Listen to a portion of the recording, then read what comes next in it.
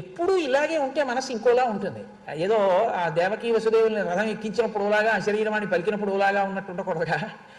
విశ్వామిత్రుడితో సమస్య ఎక్కడ వస్తుందంటే ఆయన మనసులోకి ఇంకో కోరిక రానంతసేపు బాగానే ఉంటుంది. అంటే ఇంకా మనసు సంస్కారమును పొందలేదు అది బాగా. కాబట్టి ఇక్కడి వరకు చాలా బాగానే మాట్లాడాడు ఆయన. ఏ విశ్వామిత్రుడే చెప్పేది? రాముడితో మాట్లాడిన విశ్వామిత్రుడు కాదు, ప్రారంభంలో విశ్వామిత్రుడు. ఈ మాటలంటే పదే పదే పట్టుపట్టాడు వశిష్ఠుడు. కాదు కాదు, మీరు ఇక్కడ ఏదైనా ప్రసాదం తీసుకుని వెళ్ళవలసిందే, ఆతిథ్యం స్వీకరించండి అని. ఎందుకు అలా పట్టుపట్టాలి? అలా పట్టుపట్టకపోతే గొడవ వెళ్ళిపోతుంది కదండి. వెళ్ళిపోతాడు కదా ఆయన. అంటే ఎవరి ధర్మం వాళ్ళది. భోజనం సమయానికి ఒక అతిథి వచ్చారనుకోండి, మీరు భోజనం చేసేస్తున్నారు, అప్పటికే ఒక అతిథి వచ్చారు, కనీస మర్యాద ఏంటంటే మీ అబ్బాయిని పిలిచి ఆయనకు పండు ఇవ్వరా, కాసి తింటుండమని వస్తున్నాను. అంతేగాని నేను భోజనం చేస్తుంటే వచ్చాడని తిట్టకూడదు. మీరు భోజనం చేసే సమయంలో వస్తే ఆయన మీరు రండి పలహారం చేయండి మాతో అనాలి, రండి భోజనం చేయండి అనాలి. ఈశ్వరుడు ఇంకోలాగే ఏం రాడు, అలాగే వస్తాడు. నువ్వు ఎలా వస్తే కట్టవో అలా వస్తాడు. ఎందుకో తెలుసా? నీ ప్రజ్ఞ, నీ సంస్కారం చూడడానికి వస్తాడు. శంకర భగవత్పాదులు అంతటి వారికి తప్పలేదు. నన్ను తప్పుకోమంటావా, అలా ఆత్మను తప్పుకోమంటావా అంటే మనీషాపత్యం చేయవలసి వచ్చింది. కాబట్టి ఇలా విడితే పెట్టడు, పెట్టే అవకాశం ఉండదు అని ఎలా ఉంటుందో అలా వస్తాడు. పెడతాడా పెట్టడా చూస్తాడు. నువ్వు ఆయన యందు ఈశ్వరుణ్ణి చూసి కలిసి తిన్నావనుకో, లేదా ఆయనకి పెట్టడానికి ఉద్యుక్తుడవయ్యావనుకో, చాలు ఆయన సంప్రీతి చెందుతాడు. ఇది ధర్మం. వేళ తప్పిపోతుంది, అవతల సైన్యం ఆకలితో ఉంది, సరే వెళ్ళండి అనో మాట అన్నాడు అనుకోండి, వశిష్ఠుడు తినచ్చు అన్నాం. మరి వాళ్ళు సైన్యం అన్న వాళ్ళు కాయ కష్టం చేసేవాళ్ళండి. వాళ్ళకి వేళ పట్టున భోజనం దొరికితేనే వాళ్ళు తృప్తి పడతారు. అందుకని ఆయన అన్నాడు, 10 మాటలు పట్టుపట్టాడు ధర్మం కోసం. మీరు బాగా గుర్తుపెట్టుకోవాలి, రామాయణము వేదోపబృంహణము ధర్మాన్ని పట్టుకుంటుంది. అందుకే శతానందులు మాట్లాడినా అలాగే ఉంటుంది, ఋషులు ఎవరు మాట్లాడినా అలా ఉంటుంది. కాబట్టి తిని వెళ్ళండి, తిని వెళ్ళండి, తిని వెళ్ళండి పట్టుపట్టాడు. ఆయన అన్నాడు చూసి చూసి, సరే అలాగే పెట్టండి అన్నాడు. ఒకరా ఇద్దరా? అక్షౌహిణి సైన్యం, దానికి అంతటికీ పెట్టాలి. పెట్టండి అన్నాను కదా. ఇప్పుడు ఏం చేస్తాడు? విశ్వామిత్రుడి దృష్టికోణం ఎలా ఉంటుంది? ఇప్పుడు వంట వాళ్ళని ఎవరినో పిలుస్తాడు, వండండర్రా అంటాడు. పోన్లేండి చాలా వేళ అయిపోయింది కదా, కనీసం ఓ పప్పు పులుసో ఏదో పెట్టండి తినేస్తారు ఊరగా వేసుకొని అంటారు అనుకుంటాడు. ఈయనేం చేశాడు? అలా అనలేదు. అనకుండా తన దగ్గర ఉన్నటువంటి శబళ కామధేనువు యొక్క బిడ్డ దాన్ని పిలిచాడు. పిలిచి ఆ కామధేనువుతో ఒక మాట అన్నాడు, నువ్వు వెంటనే వీళ్ళందరికీ కావలసినటువంటి పదార్థాలన్నింటినీ సృజించు. వండు కాదు, సృజించు. సృజించు అంటే ఈయన మాట విని ఆవిడ సంకల్పం చేస్తుంది. కామధేనువు కల్పవృక్షం, ఈ రెండు అటువంటివే. అది పువ్వుల రూపంలో పళ్ళ రూపంలో ఇస్తుంది. ఈమె ఒక్కసారి ఆయన కోరగానే అలా జరగాలనుకుందంతే. ఆయన మర్యాద ఏం చేస్తే నిలబడుతుందో అలా జరగాలి అంటే వచ్చేస్తాయి ఆ పదార్థాలు, అక్కడికి వచ్చేసి కూర్చుంటాయి అంతే. కాబట్టి ఇప్పుడు కామధేనువుని ఈ మాట అనగానే వచ్చేసాయి అంతే. ఇంకా ఆయన వెళ్ళిపోయి సైన్యాన్ని పిలవలేదు భోజనానికి. ఏం వచ్చేసాయి? ఇక్షూన్ మధూంస్తథా లాజాన్ మైరేయాంశ్చ వరాసవాన్ పానాని చ మహర్షాని భక్ష్యాం సోచ్ఛావచాంస్తథా ఉష్ణాఢ్యస్యౌదనస్యాత్ర రాశయ పర్వతోపమాః మృష్ణాన్నానీ చ సూపాంశ్చ దధిపుల్యాంస్తథైవ చ నానాస్వాదు రసానాంచ షాడబానాం తథైవ చ భాజనాని సుపూర్ణాని గౌరాని చ సహస్రశః. కొన్ని మీరు దాచలేరు. పనసపండు తొనలు ఇంట్లో పెట్టి మీరు దాచడం కుదరదు, అది వాసన చెప్పేస్తుంది. మల్లెపూల దండ ఇంట్లో పెట్టి దాచడం కుదరదు, వాసన చెప్పేస్తుంది. అలాగే ఇంకా వండుతున్నారో వండట్లేదో అని అనుమానం రావడానికి కాశీఖండంలో వ్యాసుడు కాదు ఆతిథ్యానికి వచ్చింది. వెంటనే కామధేనువు సృజిస్తే వేడి అన్నపు రాసులు పర్వతాల్లో వచ్చేసాయి. తాగేవి, నాకేవి, తినేవి, కురికేవి, భక్ష్య భోజ్య లేహ్య చోష్యములు అన్నీ కూడా అక్కడ సిద్ధమైపోయాయి. వీటితో పాటుగా అనేకమైనటువంటి కూరలు, పాయసాలు, ఈ చెరుకుగడలు, తేనెలు, మధురపానీయాలు, పేలాలు, నంచుకునేవి, ఇన్ని పదార్థాలు సిద్ధమైపోయాయి. ఇప్పుడు విశ్వామిత్రుడు ఆశ్చర్యపోడా? ఇప్పటి వరకు ఏదో పెడతాడనుకుంటున్నాడు. ఇప్పుడు సైన్యం అంతా వచ్చి తింటుంది. ఎలా తింటుంది? అసలు ఆకలి మీద ఉంది. ఉత్తర క్షణంలో పెట్టాడు. ఎలా పెట్టాడు? కామధేనువు పెట్టడం అంటే నీకు ఏ కోరిక ఉందో ఆ కోరిక పెడుతుంది. కాకరకాయ వేపుడు తినాలని అప్పటి నుంచే ఉందనుకోండి, మీ ఇష్టట్లో దుడ్డు. ఒక ఉదాహరణలో చెప్పాలంటే వంకాయ కూర ఉందండి అంత కామధేనువు నీ మనసులో కోరికని బట్టి నీకు పెడుతుంది. వచ్చిన అతిథి తృప్తి పడాలని వశిష్ఠుడి సంకల్పం. కాబట్టి ఇప్పుడు విస్తరణ ఎలా ఉంటుంది? ఎప్పటి నుంచో తను ఏం తిందామనుకుంటున్నాడో అవి కనపడతాయి. ఎలా కనపడతాయి? సమృద్ధిగా కనపడతాయి. ఇప్పుడు తిన్నవాడు ఏమంటాడు? ప్రతివాడు అబ్బబ్బబ్బబ్బ ఏమి భోజనం అండి, అలా పెట్టాడండి మహానుభావుడు, ఏమి కామధేను అండి, ఆ దూడ ఇన్నింటిని సృజించేసిందిట. ఈ మాటలు అనగానే ఇంకా మొహమాటానికి ఏం పోలేదు. ఎవరు? విశ్వామిత్రుడి మనసులో కోరిక కలిగింది, ఇది మనకు ఉండవలసింది. మనం లోకమంతా తిరిగి వస్తున్నాం, భూమండలం అంతా దీనికోసం, అసలైంది వదిలేశాం, ఇక్కడ దొరికింది, దీన్ని పట్టుకెళ్ళాలనుకున్నాడు. అనుకుని వెంటనే ఒక లిస్ట్ ఒకటి చదవడం మొదలుపెట్టాడు. గవాంశత సహస్రేణ దీయతాం శబలామమ రత్నం హి భగవన్నేతత్ రత్నహారీచ పార్థివ తస్మాన్నే శబలాందేహి మమైషా ధర్మతోద్విజ. ఇందులో అర్థించడము ఉంది, హెచ్చరిక ఉంది. రెండిటినీ కలిపాడు. అంటే మనసు యందు పుట్టిన వ్యగ్రత. గవాంశత సహస్రేణ 1,00,000 గోవులు ఇస్తాను నీకు, నాకు ఆవునిచ్చి. నువ్వు ఇవ్వనంటావేమో, రాజుకి సహజంగా లోకంలో ఉన్నటువంటి రత్నాలు రాజు సొమ్ము. రత్నం అంటే విలువైంది, విలువైన ఆవు కాబట్టి ఇది నా సొత్తు, కాబట్టి నేను నిన్ను అడిగి తీసుకెళ్ళక్కర్లేదు, ఒక మర్యాదకు అడుగుతున్నాను. 1,00,000 గోవులు ఇస్తానని. ఇస్తే ఇవ్వకపోతే తీసుకెళ్ళిపోతాను, నువ్వు అడ్డుకోవడానికి ఉన్నది, ఎందుకంటే నేను రాజుని, నాదైనది నీ దగ్గర ఉన్నది తప్ప నీ దగ్గర ఉన్నది నేను తీసుకెళ్ళలేదని గుర్తుపెట్టుకో. అంటే ధర్మాన్ని తిరగేశాడు. చూసారా ఎలా ఉంటుందో? ఇందువల్ల వశిష్ఠుడు జోక్యం చేసుకుని కామధేనుని సైన్యాన్ని సృజించమన్నాడు. ధర్మం అక్కడ లేకపోతే రాజు వశిష్ఠుడు సృజించమన్నాడు. కాబట్టి రత్నం హి భగవన్నే తత్రత్నహారీచ పార్థివ తస్మాన్నే శబలాందేహి మమైషా ధర్మతోద్విజ.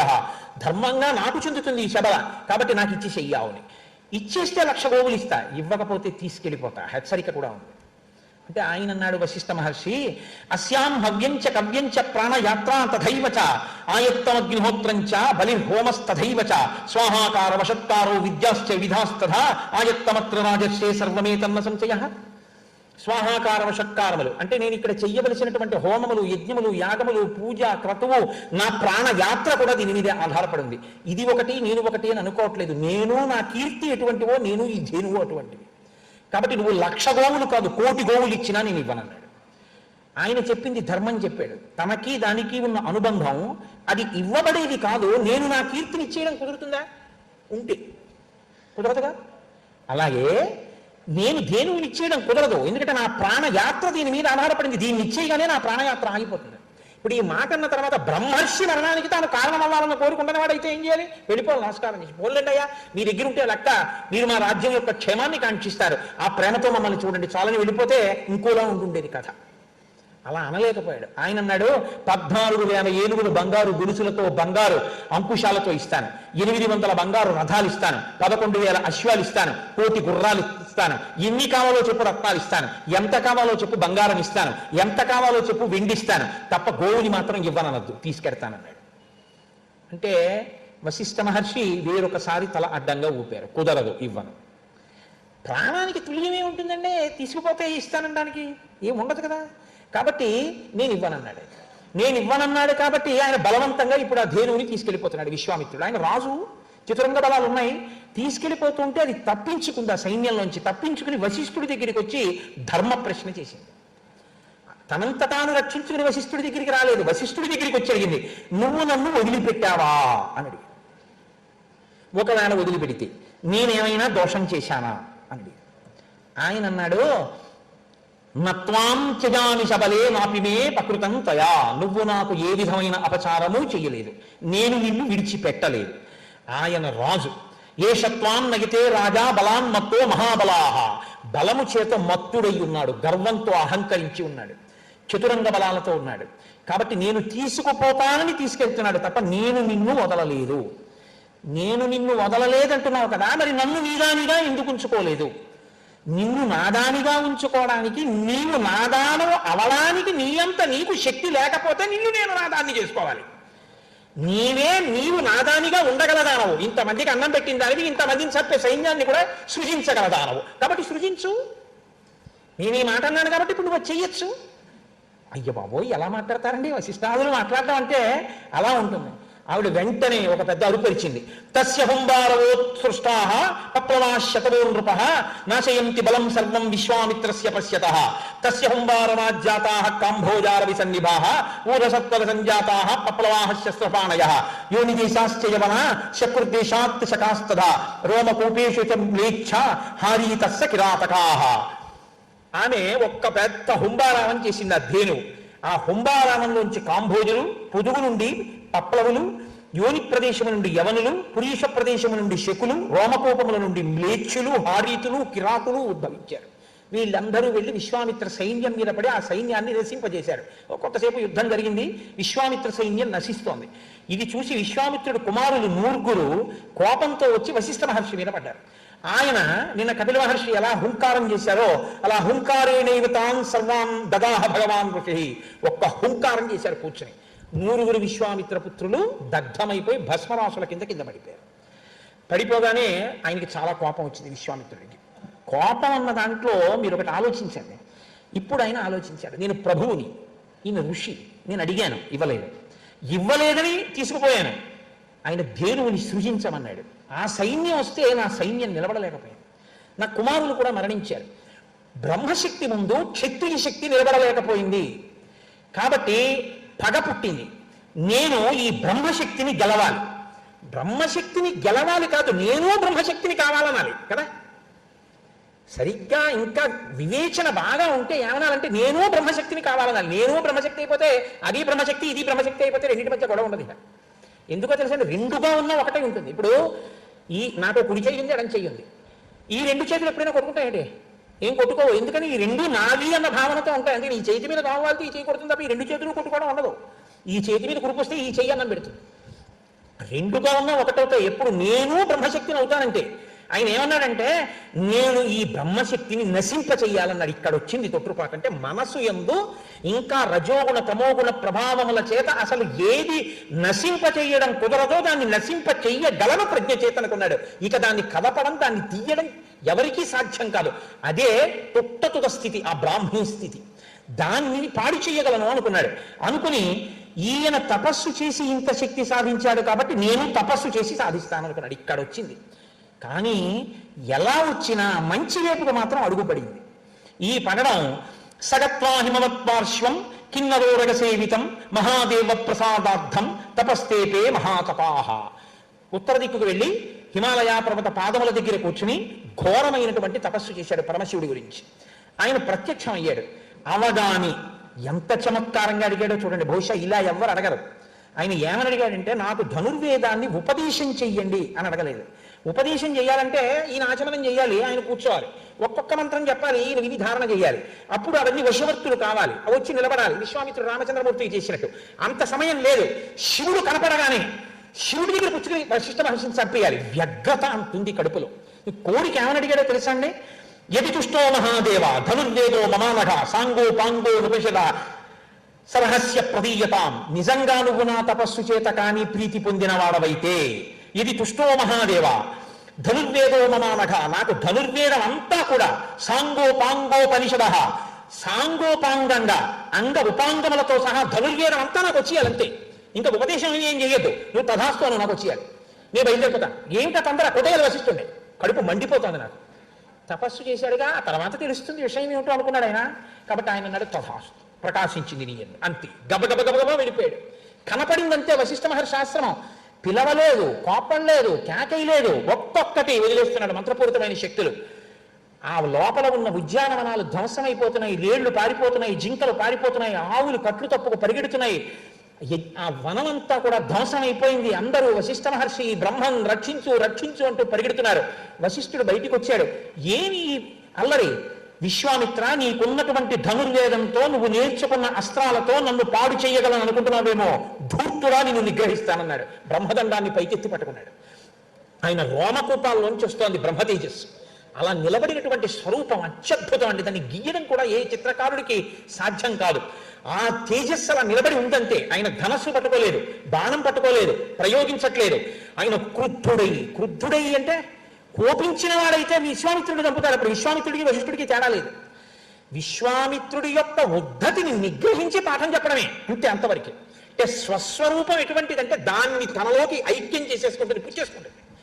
అన్నీ పుచ్చేసుకున్న తర్వాత ఇంక ఇవ్వడానికి ఏమీ లేక తెల్లబోయి అవతలవాడు వెళ్ళిపోవాలి తప్ప వాణ్ణి మాత్రం పడగొట్టడు. ఎందుకు పడగొట్టాడంటే పురుషద్విచిత్రకల్పయో భుజంగముక్తికస్రజో గరిష్టరత్నష్టయో సురుద్ధిపక్షభక్తయో పురారవిందో ప్రజామహీ మహేంద్రయో సమప్రవర్తయన్మన కదాచదాశివం భజే. వాళ్ళకి ద్వంద్వాలు ఉండవు. తుల్యనిందా స్తుతిర్మౌని సంతుష్టో ఏనకేనచిత్ అనికేత స్థిరమతి భక్తిమాన్మే ప్రియో నరః. బ్రహ్మర్షి అంటే అంతటా అదే చూస్తాడంతే. తప్ప ఆయనకి భేదం లేదు, విశ్వామిత్రుడికి భేదం. నీ భేద బుద్ధి ఆయనకి పోవలసి ఈయనకి కాదు. ఈయనకి భేద బుద్ధి ఉంటే ఎలాగా అలా నించున్నాడు అంతే బ్రహ్మదండం పట్టుకుని. ఇప్పుడు ఈయన ఏం చేస్తున్నాడు? ఆయన్ని పడగొట్టగలను అనుకున్నాడు. వారుణం చైవ రౌద్రంచ ఐంద్రం పాశుపతం తథా ఐషీకం చాపి చిక్షేప కుపితో గాధినందన మానవం మోహనం చైవ గాంధర్వం స్వాపనం తథా జృంభణం మాదనం చైవ సంతాపన విలాపనే శోషణం దారణం చైవ వజ్రమస్త్రం సుదుర్జయం బ్రహ్మపాశం కాలపాశం వారుణం పాశమేవ చ పైనకాస్త్రం చ దయితం శుష్టార్థే అశనీబుభే దండాస్త్రమః పైశాచం క్రౌంచమస్త్రం తథైవ చ ధర్మచక్రం కాలచక్రం విష్ణుచక్రం తథైవ చ వాయువ్యం మధనం చైవ ఆస్త్రం హైశిరస్తదా శక్తిద్వయం చ క్షేప కంకాళం ముసలం తథా వైద్యాధరం మహాస్త్రం చ కాలాస్త్రమహదారుణం త్రిశూలం ఘోరం బ్రహ్మాస్త్రం. ఒకటేమిటి? ధనుర్వేదంలో ఎన్ని అస్త్రాలు పరమశివుడి అనుగ్రహం చేత తనకి భాషించాయో అన్నిటినీ విడిచిపెడుతున్నాడు. అన్ని వెళ్ళిపోతున్నాయి. ఇలా బ్రహ్మదండం పట్టుకుని ఇచ్చున్నాడు. అన్ని బ్రహ్మదండంలోకి వెళ్ళిపోయి కలిసిపోతున్నాయి. పుచ్చేసుకుంటారు బ్రహ్మదండం. అందరూ చక్క చూస్తున్నారు. ఆహాహా ఏమి విచిత్రమైన సన్నివేశం రా ఇది అని. అన్నీ విడిచిపెట్టేశాడు. ఏమీ లేవు. ఆయన ఎలా ఉన్నాడు? అలాగే ఉన్నాడు. అలా కూర్చొని చక్కగా నీళ్లు పడుతుంటే బిందెట్టుకు పట్టుకుపోయిన వాళ్ళలా నించున్నాడు. ఆయన ఏమీ అనలేదు వశిష్ఠ మహర్షి. ఈయనే అన్నాడు విశ్వామిత్రుడు, దిగ్బలం క్షత్రియ బలం బ్రహ్మతేజో బలం బలం ఏకేన బ్రహ్మదండేన సర్వాస్త్రాన్ని పారివే. ఇది ఆ స్థితికి వెళ్ళని వాడి స్థితి, వెళ్ళిన వాడి స్థితి. ఏం అందమండి శతానీకుడు మహానుభావుడి శతానందుడి మాటలు. దిగ్బలం క్షత్రియ బలం. క్షత్రియ బలం ఎందుకు మనకు వచ్చింది? ఈ అస్త్రాలు. బ్రహ్మతేజో బలం బలం, బ్రహ్మతేజస్సు ఆ బలం బలం ఏకేన బ్రహ్మదండేన. ఒక్క బ్రహ్మదండ మీద పట్టుకున్నాడు. సర్వాస్త్రాన్ని హతాని, నేను వేసిన అస్త్రాలన్నీ పోయి మళ్ళీ చేస్తా తపస్సు. ఇప్పుడేమనుకున్నాడు? ఎలాగైనా వశిష్ఠుణ్ణి కొట్టాలి, ఇదే ప్రయత్నం. ఏమైతే అవుతాడు? తాను బ్రహ్మర్షి అవ్వాలి. నిజంగా బ్రహ్మర్షి అయ్యాక కౌగిలించుకుని నమస్కారం చేస్తాడు వశిష్ఠుడికి. అది సనాతన ధర్మపు ఆయువు పట్లండి ఇవన్నీ. అమ్మో ఎటువంటి విషయాల్ని ఋషులు మాట్లాడారు. కాబట్టి ఇప్పుడు కోపం వచ్చింది, పని జరగలేదు. కాబట్టి దక్షిణ దిక్కుకు వెళ్ళాడు. తత సంతప్త హృదయ స్మరం నిగ్రహాత్మన వినిశ్యస్వ వినిశ్యస్వ కృతవైరో మహాత్మనా. ఆలోచించి ఆలోచించి ఇంకా అదే పట్టుదలతో సదక్షిణాం దిశంగత్వ మహిష్యా సహరాఘవ తథాప పరమం ఘోరం విశ్వామిత్రో మహత్తప ఫలమూలాశనోదాంత చకార సుమహత్తప. భార్యతో కలిసి దక్షిణ దిక్కుకు వెళ్ళి, ఆ దక్షిణ దిక్కులో అంటే ఉత్తర దిక్కులో తపస్సు చేశాడు. ఇప్పుడు ఉత్తరం నుంచి దక్షిణానికి వెళ్ళాడు. అక్కడ భార్యతో కలిసి ఘోరమైన తపస్సు ఇంద్రియ నిగ్రహంతో కందమూలాలు తింటూ చేశాడు. ఎన్నాళ్ళు? పూర్ణే వర్ష సహస్రేతు బ్రహ్మలోక పితామహ అబ్రవీన్ మధురం వాక్యం విశ్వామిత్రం తపోధనం. 1000 సంవత్సరాలంత ఘోరమైన తపస్సు చేస్తే చతుర్ముఖ బ్రహ్మగారు వచ్చారు దేవతలతో కలిసి. జితారాజర్షి లోకాస్తే తపసా కుశికాత్మయ అనేన తపసాత్మంతో రాజర్షిరితి విద్మహే. నువ్వు రాజర్షి అయ్యావయ్యా అన్నారు. రాజర్షినా అయ్యాను ఇంకాను అంటే పొందవలసిన దాని కోసం పెట్టిన పరుగుది పొందేస్తాననుకున్నవాడు పొందకపోతే పొందే అసంతృప్తి తప్ప నిజంగా పొందడం ఎంతో తెలుసున్నవాడు అప్పుడే ఎలా వస్తుంది అనుకుంటాడు. ఆతృత అటువంటిది. అందుకని ఎలా సంతృప్తి పడ్డాడంటే తపశ్చ మహత్తప్తం రాజర్షిరితి మాం విదో దేవస్సర్షిగణా సర్వే నాస్తి మన్యే తపత్ఫలం. నేను చాలా కష్టపడి తపస్సు చేశాను, ఈ దేవతలు బ్రహ్మగారు నాకు ఇవ్వవలసిన ఫలం ఇవ్వలేదన్నాడు. చూశారు ఎలా ఉంటుందో? ఇంత తపస్సు చేసినా ఇంకా మనసు పొందవలసినటువంటి స్థితిని పొందలేదు. ఏతస్మిన్నేవ కాలేతు సత్యవాదీ జితేంద్రియ త్రిశంకురితి విఖ్యాత ఇక్ష్వాకు కులవర్ధన. ఆ కాలంలోనే ఇక్ష్వాకు వంశంలో త్రిశంకు అనబడేటటువంటి ఒక మహారాజు గారు ఉండేవాడు. సవశిష్టం సమాహూయ కథయామాస చింతితం అశక్తమితి చాప్యుక్తో వశిష్ఠేన మహాత్మన. ఆయన తన కులగురు అయినటువంటి వశిష్ఠ మహర్షి దగ్గరికి వెళ్ళి సశరీరంగా స్వర్గానికి పంపమని అడిగాడు. వశిష్ఠుడు అన్నాడు కుదరదన్నాడు. ఇక్కడ మీరు ఒక విషయం కొంచెం జ్ఞాపకం పెట్టుకోవాలి. కుదరదంటే ఏమంటే వశిష్ఠుడికి చేత కాదా, అలా పంపడానికి అవకాశం లేదా? వెళ్ళిన వాళ్ళు లేరండి స్వర్గానికి. అర్జునుడు వెళ్ళవా? బోలెంతమంది వెళ్ళారు స్వర్గానికి. మరి ఈయన ఎందుకు వెళ్ళడు అంటే వెళ్ళడానికి యోగ్యమైన స్థితి ఆయనకి లేదు. ఆయనకి లేదన్న విషయం ఎవరికి తెలుసు? ధర్మామీటర్కి జ్వరం తెలిసినట్టు ఆ శరీరానికి ఆ యోగ్యత లేదని కులగురువు కాబట్టి వశిష్ఠుడికి తెలుసు. ఉందని ఎవరు అనుకుంటున్నాడు? లేదంటే ఒప్పుకోనివాడు అనుకుంటున్నాడు. ఇది మీరు కనిపెట్టాలి. లోకంలో లక్ష్మీ కటాక్షం సరస్వతీ కటాక్షం అని 2 ఉంటాయి. లక్ష్మీ కటాక్షం ఉందంటే ఒప్పుకోడు, సరస్వతీ కటాక్షం లేదంటే ఒప్పుకోడు. మీరు బాగా ఐశ్వర్యవంతుల దగ్గరికి వెళ్ళి అయ్యా మీ దగ్గర చాలా డబ్బు ఉందండి అన్నాడు అనుకోండి, ఏముందండి పూర్వంలో లేదు వ్యాపారం, ఏదో ఆ వడ్డీకి అద్దెలకి సరిపోతుంది అంటాడు. అంతేగాని బాగా సంపాదించానండో బ్రహ్మాండంగా కోట్లు ఉన్నాయి నా దగ్గర ఫలానా చోట పెట్టాను పాదు అంటారు ఏంటి? ఏమనరు. అలా అడగనుకోకూడదు, అలా చెప్పించనుకోకూడదు, అదో ధర్మం. ఒక ఆయన దగ్గరికి వెళ్ళి నీకేం తెలియదా పాపం, నువ్వు ఇంకా ఏం విషయాలు తెలుసుకోలేదు అన్నాడు అనుకోండి, నోరు మీ నీకేం తెలుసు నాకే తెలుసు అంటే. సరస్వతీ కటాక్షం లేదంటే ఒప్పుకోడు, లక్ష్మీ కటాక్షం ఉందంటే ఒప్పుకోడు. లోకంలో ఇది ఒక గొప్ప చిత్రమైన విషయం. ఎప్పుడు మనస్సుకి సంస్కారం అంటానంతసేపు అంటిన తర్వాత నాకు లేనిది ఏమిటంటాడు, నాకు వచ్చింది ఏమిటంటాడు. ఈ రెండు వస్తాయి. కాబట్టి వశిష్ఠుడు నువ్వు వెళ్ళడం కుదరదయా స్వర్గానికి అన్నాడు. నేను ఎందుకు వెళ్ళకూడదంటాడు ఈయన. ఎందుకు వెళ్ళకూడదో చెప్తే అర్థమయ్యేవాడైతే గురువుగారు ఈ మాట చెప్పగానే ఇంటికి వెళ్ళిపోవాలి. కాబట్టి ఆయన ఏం చేశాడంటే వశిష్ఠ పుత్రుల దగ్గరికి వెళ్ళాడు. వెళ్ళి అయ్యా నేను కులగురువు వశిష్ఠుడిని నమ్ముకున్నాను, ఆయన దగ్గరికి వెళ్ళాను, యజ్ఞం చేశాను, ఎన్నో చేశాను, ఈసారి మళ్ళీ చేస్తాను, నన్ను సశరీరంతో స్వర్గానికి పంపమన్నాను, కుదరత పంపించానన్నాడు. ఆయన్ని నమ్ముకున్నాను, ఆయన చేయలేదు, ఏం చేస్తాను మరి? ఆయన పుత్రులు కాబట్టి మీ దగ్గరికి వచ్చాను, మీరు తప్ప నాకు దిక్కెవరు కాబట్టి మీరు పంపించండి అన్నాడు. పైకి వినయం. అసలు యథార్థంగా గురువుగారి మీద నమ్మకం అంటే ఏంటి? గురువుగారు నాన్న నీకు ఇంకా శక్తి రాలేదురా అన్నారు అనుకోండి, గురువుగారు అయితే నేను ఆ శక్తి వచ్చేంత వరకు పరిశ్రమ చేస్తాను, ఏం చేయమంటారు అని అడగాలి. అంతేగాని మీరు కాకపోతే మీ అబ్బాయి దగ్గరికి వెళ్తానని వెళ్తే గురువుగారి మీద నమ్మకం ఏంటంటే బూడిదే. కాబట్టి ఇప్పుడు గురువుగారు పిల్లల దగ్గరికి వెళ్ళాడు. వెళ్ళి మీ నాన్నగారు పంపనంటున్నారు, అయ్యా మీరు పంపించండి నన్ను అన్నాడు. అంటే వాళ్ళు అన్నారు, మా తండ్రి మహానుభావుడు 3 లోకములలో ఏదైనా సాధిస్తాడు యజ్ఞంతో, అలాంటి వాడు సాధించానన్నాడంటే దాన్ని మేము ఎలా చేస్తాం, మేము చేయలేం. ఇది అంటే తండ్రిగా కాదు గురువుగా కొడుకులు అర్థం చేసుకున్నారు తండ్రిని. కాబట్టి మేము ఎలా చేస్తాం, కుదరదు, ఇంటికి వెళ్ళిపోన్నారు. అంటే ఆయన అన్నాడు, నేను అలా వెళ్ళను, మీరు నాకు ఎలా అయినా ఉపకారం చేయాలి, మీరు ఉపకారం చేయకపోతే నాకు తప్పదు కాబట్టి ఇంకో గురువుని వెతుక్కుంటానన్నాడు. ఇంకో గురువుని వెతుక్కుంటే వీళ్ళకేం బాగండి అని మీరు అడగచ్చు. మా గురువు చేతకాని వాడు అయిపోయాడనే కదా దాని అర్థం. వశిష్ఠ మహర్షిని అంత మాట అన్న తర్వాత ఇంకా గురువు గారి శిష్యులుగా ఉన్నారు వాళ్ళు, వశిష్ఠుడి యొక్క కొడుకులుగా కాదు. ఇప్పుడు వాళ్ళు ఊరుకుంటారా? కాబట్టి వాళ్ళు అన్నారు, నువ్వు ఇవాల్టి రాత్రి తర్వాత చండాలుడవగుదువుగాక, ఎందుకని నీ బుద్ధి అలా ఉంది కాబట్టి నీకు అలాంటి శాపం ఇచ్చామన్నారు. రాత్రి అయి తెల్లవారింది. రుద్రభూమిలో ఉండేటటువంటి బూదినంతటిని ఒంటికి రాసుకుని నల్లటి బట్టలు కట్టుకుని వికృతమైన రూపం వచ్చేసి ఇనప కడియాలు వేసుకుని ఇనప ఆభరణములను పెట్టుకుని భయంకరమైనటువంటి స్వరూపాన్ని పొంది ఇప్పుడు మనసులో మాత్రం ఇంకా స్వర్గానికి వెళ్ళాలన్న కోరిక వదలలేదు. అంటే ఇప్పటికీ ఆ మౌఢ్యం పోలేదు. మూఢ అంటారు అందుకే శంకరాచార్యులు వారు. కాబట్టి ఇప్పుడు ఏం చేశాడు, మళ్ళీ విశ్వామిత్రుడి దగ్గరికి వెళ్ళాడు. వెళ్ళి విశ్వామిత్రస్తుతం దృష్ట్వా రాజానం విఫలీకృతం చండాల రూపిణం రామ ముని కారుణ్యమాగత. ఆయనకి ఈయన్ని చూస్తే జాలేసిందిట. ఎందుకు జాలేయాలి? ఒక్కటే కారణం, అయ్యో పాపం ఇంత బాధకి గురైపోయాడే, బ్రాహ్మణ శాపానికి గురైపోయాడే, ఇప్పుడు తను కోరుకున్న కోరిక తీరనటువంటి ఒక క్షత్రియుడు బ్రాహ్మణుడి చేత ఎలా బాధపడుతున్నాడో నేను అలాగే బాధపడుతున్నాను నా కోరిక తీరక. ఇది సమాన ధర్మం చూసుకున్నాం. అందుకు కారుణ్యం, ఇంకో కారణం లేదు అక్కడ కారుణ్యానికి. అప్పటికి విశ్వామిత్రుడి మనస్థితి అంతే. కాబట్టి ఇలా అనుకుని నీకెందుకయా నేను పంపిస్తానన్నాడు. ఎందుకు ఆ మాట అంటాం? ఇప్పటికి అయిందే తక్కువ, అవ్వలసింది బ్రహ్మర్షిత్వం, మళ్ళీ ఉన్న తపస్సు దీనికి ఎందుకు అంటే ఏదో రకంగా ముందు వశిష్ఠుడిని అవమానించేస్తే తన కడుపు బాధ తీరిపోతుంది కొంత. వశిష్ఠుడు పంపనన్నాడు, తను పంపించేయాలి. కాబట్టి ఇప్పుడు ఏమన్నాడంటే యజ్ఞం చేసేద్దాం అనలేదు. ఇప్పుడు ఈ యజ్ఞం చేయడానికి శిష్యుల్ని పిలిచి దేశంలో ఉన్న వేదం చదువుకున్న వాళ్ళందరినీ తీసుకురండి. ఎవరైనా ఒకవేళ రాను అంటే ఎవరు రానన్నారో ఎందుకు రానన్నారో నాకు వచ్చి చెప్పండి అన్నాడు. ఇది చిత్రమైనటువంటి పరిస్థితి. ఈ మాట చెప్తే ఆయన కూడా సరేనన్నాడు. ఈలోగా త్రిశంకు మనస్థితి ఏమిటో వాల్మీకి మహర్షి అత్యద్భుతంగా చెప్తారండి. నేను ఇదే మీతో మనవి చేసింది. సర్టిఫికెట్లు ఇవ్వరు, మాటలు చెప్తారు, దానివల్ల మీరు సంస్కారం పట్టుకోవాలి.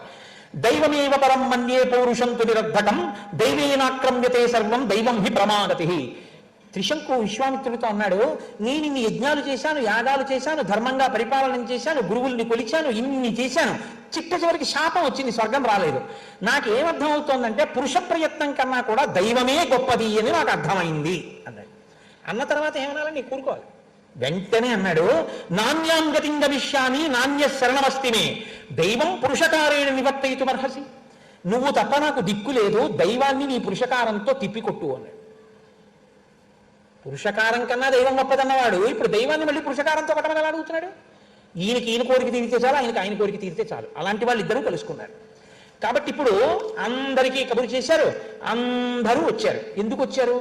యజ్ఞం చేస్తున్నట్ట వెళ్ళకపోతే శాపం ఇస్తాడేమో, ఎందుకు వచ్చిన కూడా వరదాన్ని వచ్చారు. వశిష్ఠపుత్రుల్ని వెళ్ళి పిలిచారు, మీరు రెండన్నారు. అంటే వాళ్ళు అన్నారు, క్షత్రియో యాజకో యస్య చండాలస్య విశేషత పదం సరసి భక్తారో హవిష్యస్య సురక్షయ. యజ్ఞం చేయిస్తున్న యాజకుడు క్షత్రియుడు, యజ్ఞం చేయబడుతున్నది చండాలుడి కోసం. అక్కడికి దేవతలు ఎలా వస్తారు? అది ఎలా యజ్ఞం అవుతుంది? మేము రామన్నారు వాళ్ళు. దీనికి జవాబు చెప్పలేదు విశ్వామిత్రుడు. తిరిగి వచ్చిన శిష్యులు అన్నారు, ఒక్క వశిష్ఠ శిష్యులు మాత్రం, వేరొకరు మాత్రం ఈ మాట అన్నారన్నారు. అనగానే ఆయనకు వచ్చింది కోపం. నేను ఇంత కష్టపడి తపస్సు చేస్తే నన్ను ఇలా అంటారా? వశిష్ఠపుత్రులు, అది ఆయన కోపం. నోటి వెంట ఎంత కోపంతో కూడిన మాట వచ్చేసిందో తెలుసా అండి? చిన్న విషయానికి ఎంత కోపడ్డారంటే, భస్మీభూతా దురాత్మానో భవిష్యంతి రథంతయ అద్యతే కాలపాశేన నీతా వైవస్వతక్షయం సప్తజాతి శతాన్యేన మృతపాస్సంతు సర్వశః శ్వమాంసర్యతాహారా ముష్టికానామ నిర్ఘృణాః వికృతాశ్చ విరూపాశ్చ లోకాన్ అనుచరంతి మాం మహోదయస్తు దుర్బుద్ధిః మామదుష్యం యదూషయత్ దూషిత సర్వలోకేషు దిశాదత్తం గమిష్యతి. ఆయన అన్నాడు, ఇంత మాట అంటారా నన్ను వశిష్ఠపుత్రులు నూరుగురు? కాబట్టి శపిస్తున్నాను. వాళ్ళు ఇప్పుడే మరణించి యమలోకమునకు పాశముల చేత ఈడ్చుకుని పోబడతారు. ఆ తర్వాత 700 జన్మలు వాళ్ళు ముష్టికులు అనబడేటటువంటి జాతిలో పుడతారు. 700 జన్మలు వికృతమైనటువంటి రూపాలతో కుక్కమాంసం తింటూ బతుకుతారు. నన్ను కాదన్నవాడు ఎవడున్నాడో ఆ మహోదయుడు నిషాదుడై పుట్టి ఎవ్వరి చేత ఆదరింపబడకుండా బతుకుతాడు. ఇది నా శాపవాక్ అన్నాడు. అంటే అంత కక్ష పెట్టేసుకున్నాడు. వశిష్ఠుడు అన్నా, వశిష్ఠ సంబంధి అన్నా ఇప్పుడు అంత కక్ష. తపస్సు ఎందుకు పనికి వస్తుందండి? ఈ ద్వంద్వాల్లో ఉండిపోయిన వాడికి ఏది చేస్తే పనికి వస్తుంది? ఇదేమైపోతుంది అంతే. శాపవాక్కుకు మళ్ళీపోయింది. యజ్ఞం మొదలుపెట్టాడు, పైకి పంపిస్తున్నాడు. చాలా గొప్ప తపస్సు జరిగింది, ఆ యజ్ఞం జరిగింది. త్రిశంకుని పంపిస్తాను, దేవతల్ని పిలవండి, హవిస్సులు ఇస్తానన్నాడు. పిలిచారు ఋషులందరూ, మునులు పిలిచారు, వేద పండితులు పిలిచారు. వాళ్ళు రాలేదు. వాళ్ళు రాకపోతే కోపం వచ్చింది. నేను పిలిస్తే హవిస్సు పుచ్చుకోవడానికి రావట్లేదు, ఇదే కదా అడిగాడు వశిష్ఠపుత్రుడు. ఆయన ఒప్పుకోలేదు ఆ మాట. వాళ్ళు రాకపోవడం ఏమిటి?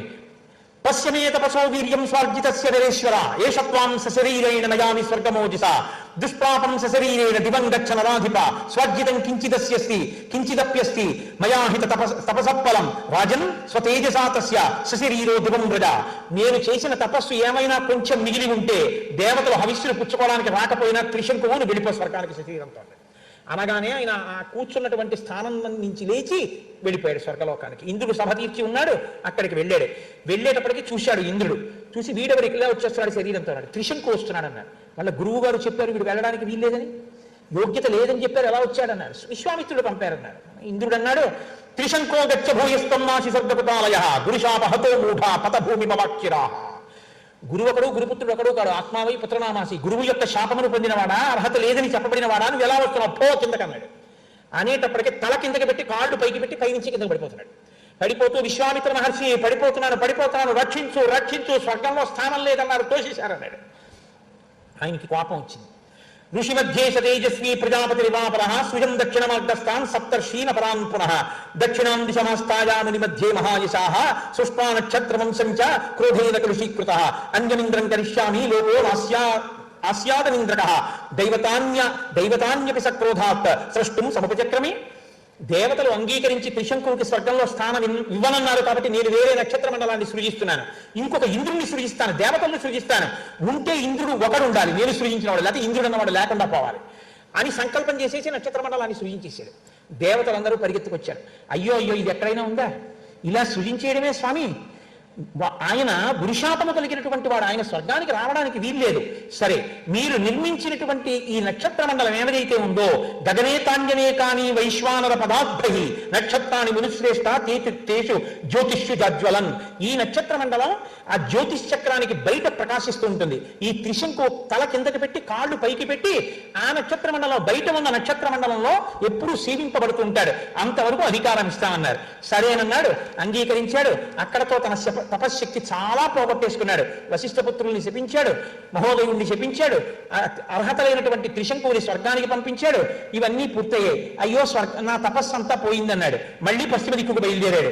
పశ్చిమ దిక్కుకు వెళ్ళి పుష్కర క్షేత్రంలో కూర్చుని తపస్సు మొదలుపెట్టాడు. చాలా ఉగ్రమైనటువంటి తపస్సు చేస్తున్నాడు. ఆ తపస్సు చేసేటటువంటి సమయంలో అయోధ్య నగరాన్ని అంబరీషుడు అనేటటువంటి రాజు పరిపాలన చేస్తున్నాడు. ఆయన యజ్ఞంలో ఆ అగ్నిహోత్రానికి ఇయ్యబడవలసినటువంటి పశువు కనపడకుండా పోయింది. ఇంద్రుడు ఎత్తుకుపోయాడు. ఆయన పశువు కోసం అని చెప్పి కనీసం ఒక మనిషిని పశువుగా తెద్దామని వెతుక్కుంటూ బయలుదేరాడు. ఆయన కొంత దూరం వెళ్ళేటప్పటికీ ఒక కొండ శిఖరం మీద రుచీకుడు కూర్చుని ఉన్నాడు. ఆ రుచీకుడు భార్యాసహితుడై బిడ్డలతో కలిసి కూర్చున్నాడు. ఈయన వెళ్ళి అడిగాడు అంబరీషుడు, నీకు చాలా మంది కొడుకులు ఉన్నారు కదా, ఒక కొడుకుని యజ్ఞ పశువుగా ఇచ్చేసేయి, 1,00,000 గోవులు ఇస్తానన్నాడు. ఆ తల్లి తండ్రి చాలా చిత్రమైనటువంటి మాటలు మాట్లాడారు. ఆయన అన్నాడు, నాహం జ్యేష్టం నరశ్రేష్ఠ విక్రీణీయాం కథంచన, నా పెద్ద కొడుకుని మాత్రం నేను ఇవ్వను అన్నాడు తండ్రి. తల్లి అంది, తస్మాత్ కనీయం సంపుత్రం నదాస్యే తవ పార్థివ, నేను చిన్న కొడుకుని 1,00,000 గోవులు అక్కడ పెట్టేసి ఈ పిల్లాన్ని రథం ఎక్కించి తీసుకెళ్ళిపోతున్నాడు. రథం ఎక్కించి తీసుకెళ్ళిపోతుంటే నీకు విశ్వామిత్రుడి ఆశ్రమం దగ్గర అంబరీషుడు ఎందుకో ఆగాడు విశ్రాంతికి. ఈ పిల్లవాడు పరిగెత్తుకుంటూ మేనమా అవుతాడు. విశ్వామిత్రుడి దగ్గరికి వెళ్ళి కాళ్ళ మీద పడి ప్రార్థన చేసి, ఎలా అయినా నువ్వు నన్ను రక్షించని అడిగాడు. దయ కలిగినటువంటి విశ్వామిత్రుడు అన్నాడు కొడుకుల్ని పిలిచి, ఒరే మీరు చాలా మంది ఉన్నారు, పాపం ఆ పిల్లాడు బతుకుతానంటున్నాడు రా, దీర్ఘాయుష్మంతుడు అవుతానంటున్నాడు, మీలో ఎవరైనా ఒకరు వెళ్ళి యజ్ఞ పశువుగా శరీరత్యాగం చేయండి అన్నాడు. అంటే వాళ్ళన్నారు, కథమాత్మసుతాం హిత్వాత్రయసీన్యసుతం విభో అకార్యమివ పశ్యామః శ్వమాంసమివ భోజనే, ఎవడైనా ఇతరుల పిల్లల్ని రక్షించడానికి తన పిల్లల్ని చంపేస్తాడయా తండ్రి, మమ్మల్ని వెళ్ళమంటామేమిటి, మేము వెళ్ళమన్నారు. అంటే నీకు కోపం వచ్చింది, నేను చెప్తే వెళ్ళనన్నారు నా కడుపున బుట్టి. శ్వమాంస భోజన సర్వే వాసిష్ఠాయివ జాతిషో పూర్ణం వర్షసహస్రంతో ప్రతిజ్ఞామనువచ్చదా. వాసిష్ఠానివజాతిషు, ఇది చిత్రమైన మాట. వశిష్ఠుడి కొడుకులు ఉన్న జాతిలో పుట్టండి రా మీరు అన్నాడు. వశిష్ఠుడు యొక్క కొడుకులకి జాతి ఏమిటండి అంటే కడుపు మంట. వశిష్ఠుడి పేరెత్తితే వాళ్ళని 700 జన్మలు ముష్టిక జాతిలో పుట్టి కుక్క మాంసం తినమన్నాడుగా, మీరు కూడా అలా వెళ్ళండి, వెళ్ళి మీరు కూడా అలా పడుండి అన్నాడు. వాళ్ళందరూ ఆ శాపం చేత వెళ్ళిపోయి ఆ కుక్క మాంసం తింటూ ముష్టికులు అయిపోయారు. ఇప్పుడు మళ్ళీ కొంత తపస్సు పోయింది. ఇప్పుడు ఆ పిల్లాన్ని పిలిచాడు. పవిత్ర పాశైరాసక్తో రక్తమాల్యానులేపన వైష్ణవం యూపమాసాధ్యామద్భిరగ్ని ఉదాహర, నిన్ను ఎర్రటి మాలలు వేసి చందనం రాసి యూపస్తంభానికి కడతారు. కట్టినప్పుడు నువ్వు ఒక పని చేయి, నేను నీకు 2 మంత్రాలు నేర్పుతాను, ఆ మంత్రాలతో ఇంద్రుడిని కీర్తించు, ఇంద్రుడు సంతోషించి నిన్ను విడిచిపెడతాడన్నాడు. ఆ 2 మంత్రాలు ఉపదేశం పొందాడు. శునశ్శేకుడిని తీసుకెళ్లారు, యూపస్తంభానికి కట్టారు. ఆయన 2 మంత్రాలని స్తోత్రం చేస్తే ఆ మంత్రమును పఠనం చేస్తుంటే విని ప్రీతి చెందినటువంటి ఇంద్రుడు ఆ యజ్ఞంలోకి వచ్చి ఒక యజ్ఞము చేయడం వల్ల ఎంత ఫలితం వస్తుందో అంతకన్నా ద్విగుణీకృత ఫలితాన్ని నీకు ఇస్తున్నాను అంబరీష అని ఫలితం ఇచ్చి ఈ పిల్లవాడిని విడిచిపెట్టాడు. ఈ పిల్లవాడు సంతోషించి విశ్వామిత్రుడికి కృతజ్ఞత చెప్పి వెళ్ళిపోయాడు.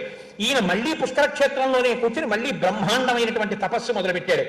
మళ్ళీ తపస్సు చేస్తున్నటువంటి సమయంలో అక్కడికి తతకాలేన మహతామేనకా పరమాప్సరాహ పుష్కరేషు నరశ్రేష్ఠ స్నాతు సముపచక్రమే, అక్కడ ఉన్నటువంటి తీర్థంలో స్నానం చెయ్యడం కోసమని మేఘమండలంలో విద్యుత్తీగలా ఉండేటటువంటి మేనక వచ్చింది. ఆ మేనకని చూసి కామమోహితుడయ్యాడు.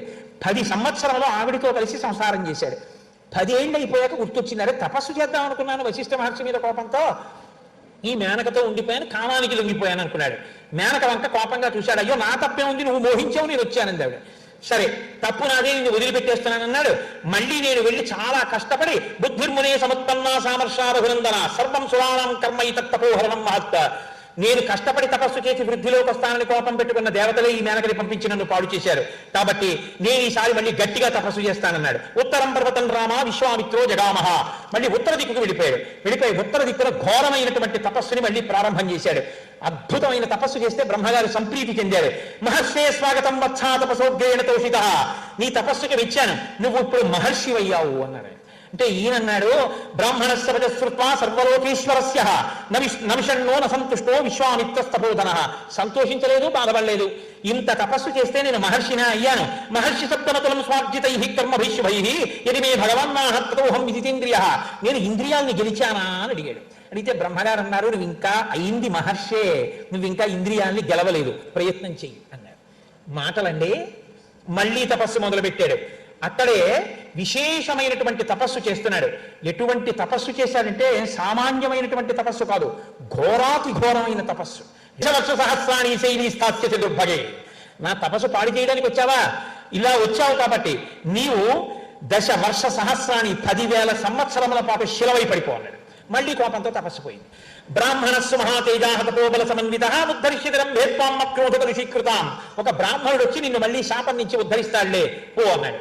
ఆవిడ శిల అయిపోయింది, తన తపస్సు పోయింది. ఇప్పుడు ఇలా కాదన్నాడు, తూర్పు దిక్కుకు వెళ్ళిపోయి అక్కడికి వెళ్ళి మళ్ళీ ఘోరమైనటువంటి తపస్సు. పూర్ణే వర్ష సహస్రేతు కాష్టభూతం మహామునిం, కాష్టం ఎలా ఉంటుందో అలా అయిపోయాడు. ఊపిరి తీయడం కూడా మానేశాడు, కుంభకం చేసేశాడు, ఆహారం తినడం మానేశాడు, కూర్చుని ఘోరాతి ఘోరమైన తపస్సు చేశాడు. 1000 సంవత్సరముల తర్వాత అన్నం తిందామని అన్నం వండుకుని తినబోతున్నాడు. ఇంద్రుడు బ్రాహ్మణ రూపంలో వచ్చి నాకు అన్నం పెడతారా, ఆకలితో ఉన్నానన్నాడు. వచ్చినవాడు ఇంద్రుడిని తెలిసి కూడా కోపం లేకుండా అన్నం పెట్టేశాడు. పెట్టేసి మళ్ళీ వెళ్ళి కుంభకంలో కూర్చున్నాడు. కూర్చుని కొన్ని వేల సంవత్సరముల పాటు ఊపిరిని బిగపట్టేసి శరీరం అంతా కాష్టమైపోగా కొయ్యైపోగా అలాగే తపస్సు చేస్తే ఆయన శిరస్సు వంచి ధూమం పుట్టింది. అది లోకాలని ఆక్రమిస్తోంది. ఇంకా తట్టుకోలేక దేవతలు ఋషులు వెళ్ళి బ్రహ్మగారిని ప్రార్థన చేశారు, ఆయనకి బ్రహ్మర్షిత్వం ఇచ్చేయమన్నారు. అప్పుడు బ్రహ్మగారు గబగబా హంసవాహనం మీద వచ్చి, బ్రహ్మర్షే స్వాగతం తేస్తు తపసోస్వసుతోషిత బ్రహ్మణ్యం తపసోగ్రేణ ప్రప్తమానసి కౌశిక దీర్ఘమాయుష్టితే బ్రహ్మంతదాని సారుద్గణ స్వస్తి ప్రప్నుహి భద్రంతే గచ్చ సౌమ్యధాసుఖం. బ్రహ్మర్షి అని పిలిచాడు. పిలుస్తూనే బ్రహ్మర్షి స్వాగతం తేస్తూ, బ్రహ్మర్షి స్వాగతం, నువ్వు బ్రహ్మర్షివయా అన్నాడు. అంటే ఆయన అన్నాడు, నువ్వు బ్రహ్మర్షి అని పిలిస్తే నాకు సరిపోదు, బ్రహ్మణ్యం యదిమే ప్రాప్తం దీర్ఘమాయుస్తథైవచ ఓంకారశ్చ వషట్కారో వేదాశ్చ వరయంతు మాం క్షత్రవేద విదాం శ్రేష్టో బ్రహ్మవేద విదామపి బ్రహ్మపుత్రో వశిష్ఠో మాం ఏవం వదతు దేవతాః. నిజంగా నేను బ్రహ్మర్షినైతే నాకు వేదములన్నీ ప్రకాశించాలి, నాకు యజ్ఞం చేయించేటటువంటి అధికారం కావాలి, నాకు దీర్ఘాయుర్దాయం కావాలి. వాటితో పాటు వశిష్ఠుడు వచ్చి నన్ను బ్రహ్మర్షి అని పిలుస్తాడా అన్నాడు. దేవతలు వెళ్ళి వశిష్ఠుడిని పిలిచారు. ఆయన ఆ స్థితిని పొందిన తర్వాత 1000 ఏళ్ల తర్వాత ఒక కబళం తినబోతుంటే ఇంద్రుడు వస్తే పెట్టేశాడు. ఇంద్రియాలను గెలిచి బ్రహ్మర్షి అయిన తర్వాత నాకా కోపం, బ్రహ్మర్షి అని పిలిచాడు. వశిష్ఠ మహర్షి ఇప్పుడు తెలిసింది నాకు బ్రహ్మర్షిత్వం అంటే. మహానుభావ, నీకు మా గౌరవం అంటే మా గౌరవం. ఇద్దరు కౌగులించుకున్నారు, నమస్కరించుకున్నారు. బ్రహ్మర్షిత్వాన్ని గెలుద్దాం అనుకున్నవాడు బ్రహ్మర్షి అయి దానిలో కలిసిపోయాడు. ఇది పతాక స్థాయి. ఇదే అద్వైత సిద్ధాంతంలో చరమ స్థాయి. తాను బ్రహ్మముగా అహం బ్రహ్మాస్మి స్థాయిలో నిలబడిపోయేటటువంటి స్థితి. ఈ స్థితిని పొందాడయా అంతటి మహాత్ముడు. విశ్వామిత్రుడు అంటే సామాన్యుడు అనుకుంటున్నావా అని శతానందుడు ఆ రోజు ఆ కథ చెప్పిన తర్వాత ఆ రాత్రి మహర్షులందరూ కలిసి ఒక కుటీరంలో గడిపారట. ఎంత సంతోషంగా గడిపుంటారో చూడండి. విశ్వామిత్రాదులు అందరూ అక్కడ ఉండడం అంటే ఆ యజ్ఞానికి వచ్చిన వాళ్ళు విశ్వామిత్రుడిని చూస్తూ ఎంత పొంగిపోతారు.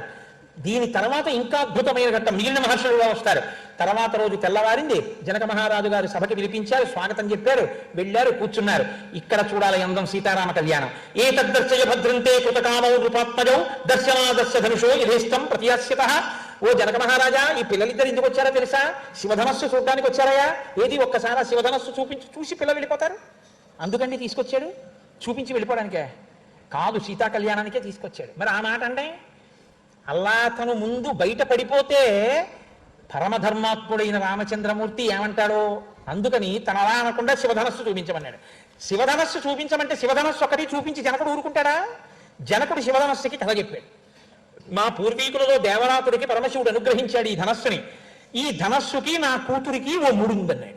అధమే కుశత క్షేత్రం లాంగలా దుద్ధితామయ క్షేత్రం శోభయతా లబ్ధానాన్నా సీతేతి విశ్రుత భూతలా దుద్ధితా సాతు వ్యవర్ధతమమాత్మజ వీర్యశుల్కేతి మే కన్యా స్థాపితేయం మయోనిజ.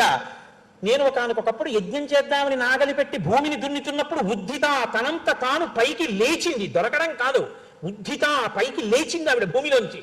లేచి ఇక్కడ చెప్పలేదు, అయోధ్యకాండ చివర చెప్పింది ఆ రహస్యం. తనకి తాను సీత అని పేరు పెట్టుకుంది ఆవిడ. ఆ పిల్లని నేను తెచ్చి పెంచాను, ఆమె అయోనిజ కాబట్టి ఆమె నరకాంత కాదు. నరకాంత అయితే నరుడికి పుట్టాలి, నరుడికి పుట్టిన పిల్ల కాదు, అయోనిజ అయినటువంటి పిల్ల.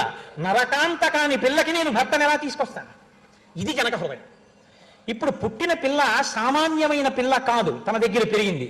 ఇప్పుడు ఈ పిల్లకి ఎవరు భర్తయో తెలియాలి అంటే అయోనిజ పుట్టింది కాబట్టి అయోనిజ అయినటువంటి పిల్లని భార్యగా స్వీకరించగలిగినటువంటి వాడు నరుడిగా కనపడుతున్నా నరుడిగా వచ్చినవాడైన వాడు తప్ప నరుడిగా పుట్టవలసినటువంటి అవసరంతో చేసుకున్న కర్మచేత నరుడైన వాడు కానివాడై ఉండాలి. వాడెవడో తను ఎలా పట్టుకుంటాడు?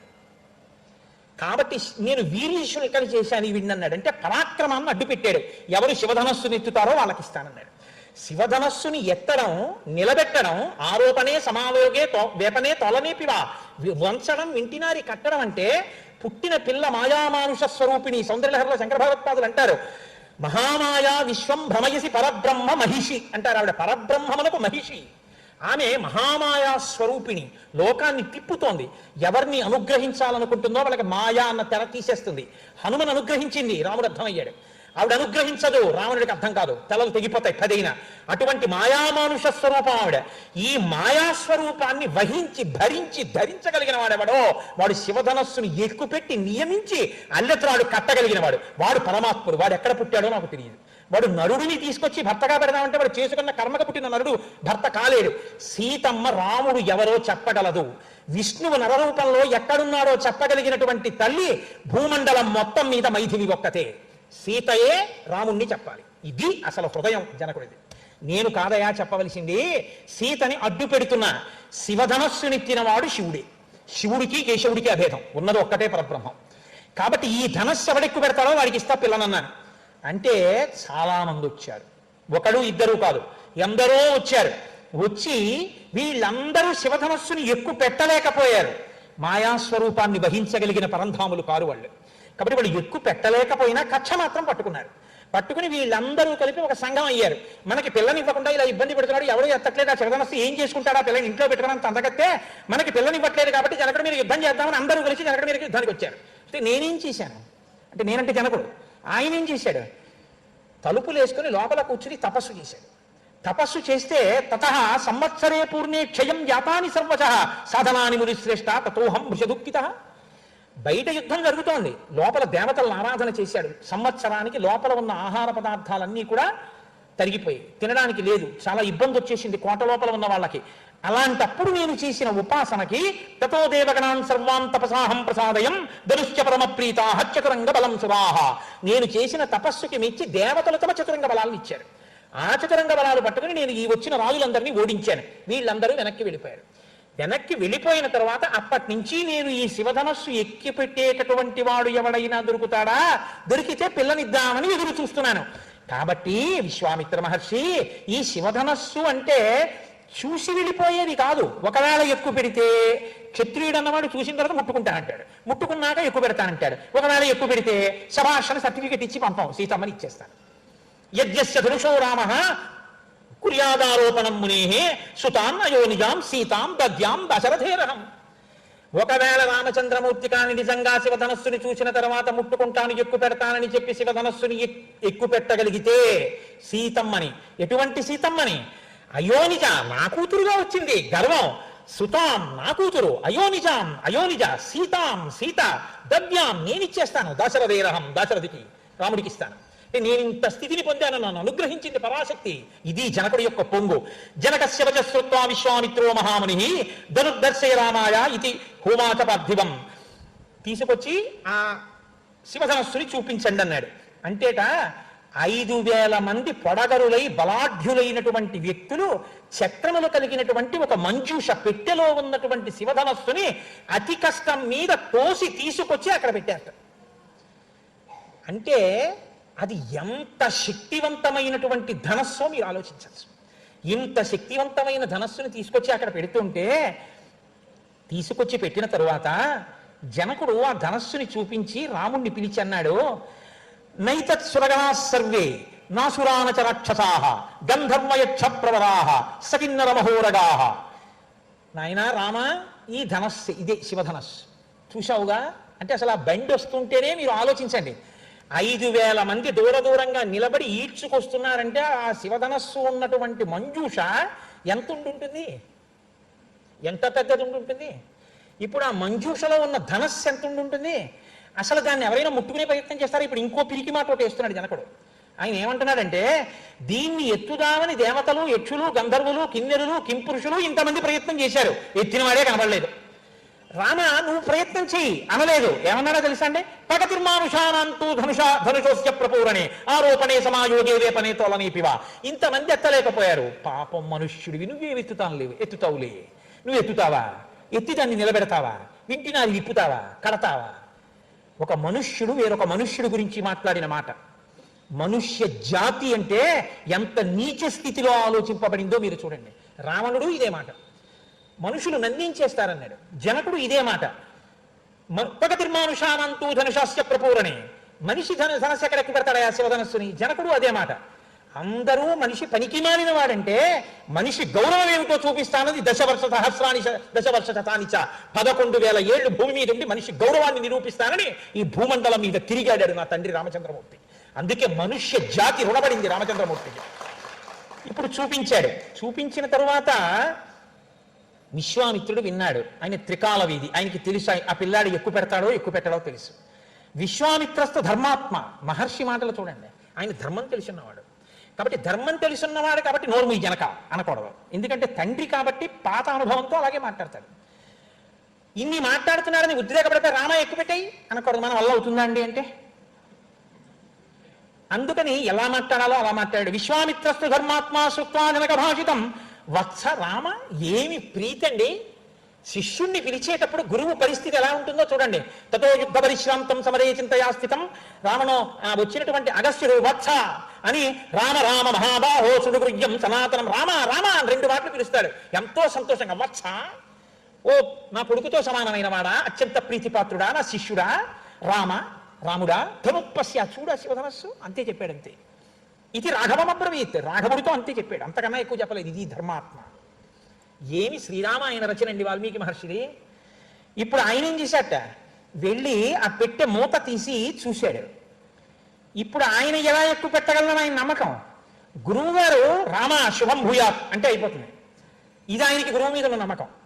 గురువు గారు రామ నువ్వు ఎక్కుపెట్టు అన్నాడో ఎక్కువ పెట్టేస్తాడు. కానీ విశ్వామిత్రుడు ఏమంటున్నాడు, ధను పశ్చాత్ చూడు అంటున్నాడు. అంతే, ఎక్కువ పెట్టంటలేదు విశ్వామిత్రుడు. ఇప్పుడు శుభం భూయాత్ ఎక్కుపెట్టు అని అనిపించాలి విశ్వామిత్రుడితోటి.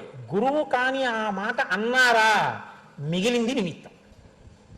అన్నాడుగా అశ్వమేధంలో దశరథ మహారాజు గారు, గురువు గారు ఆ మాట అనేశారు, ఋష్యశృంగుడు వశిష్ఠుడు. ఇంకా నిమిత్తం అంతే, యాగం అయిపోతుంది, పిల్లలు పుట్టేస్తారు.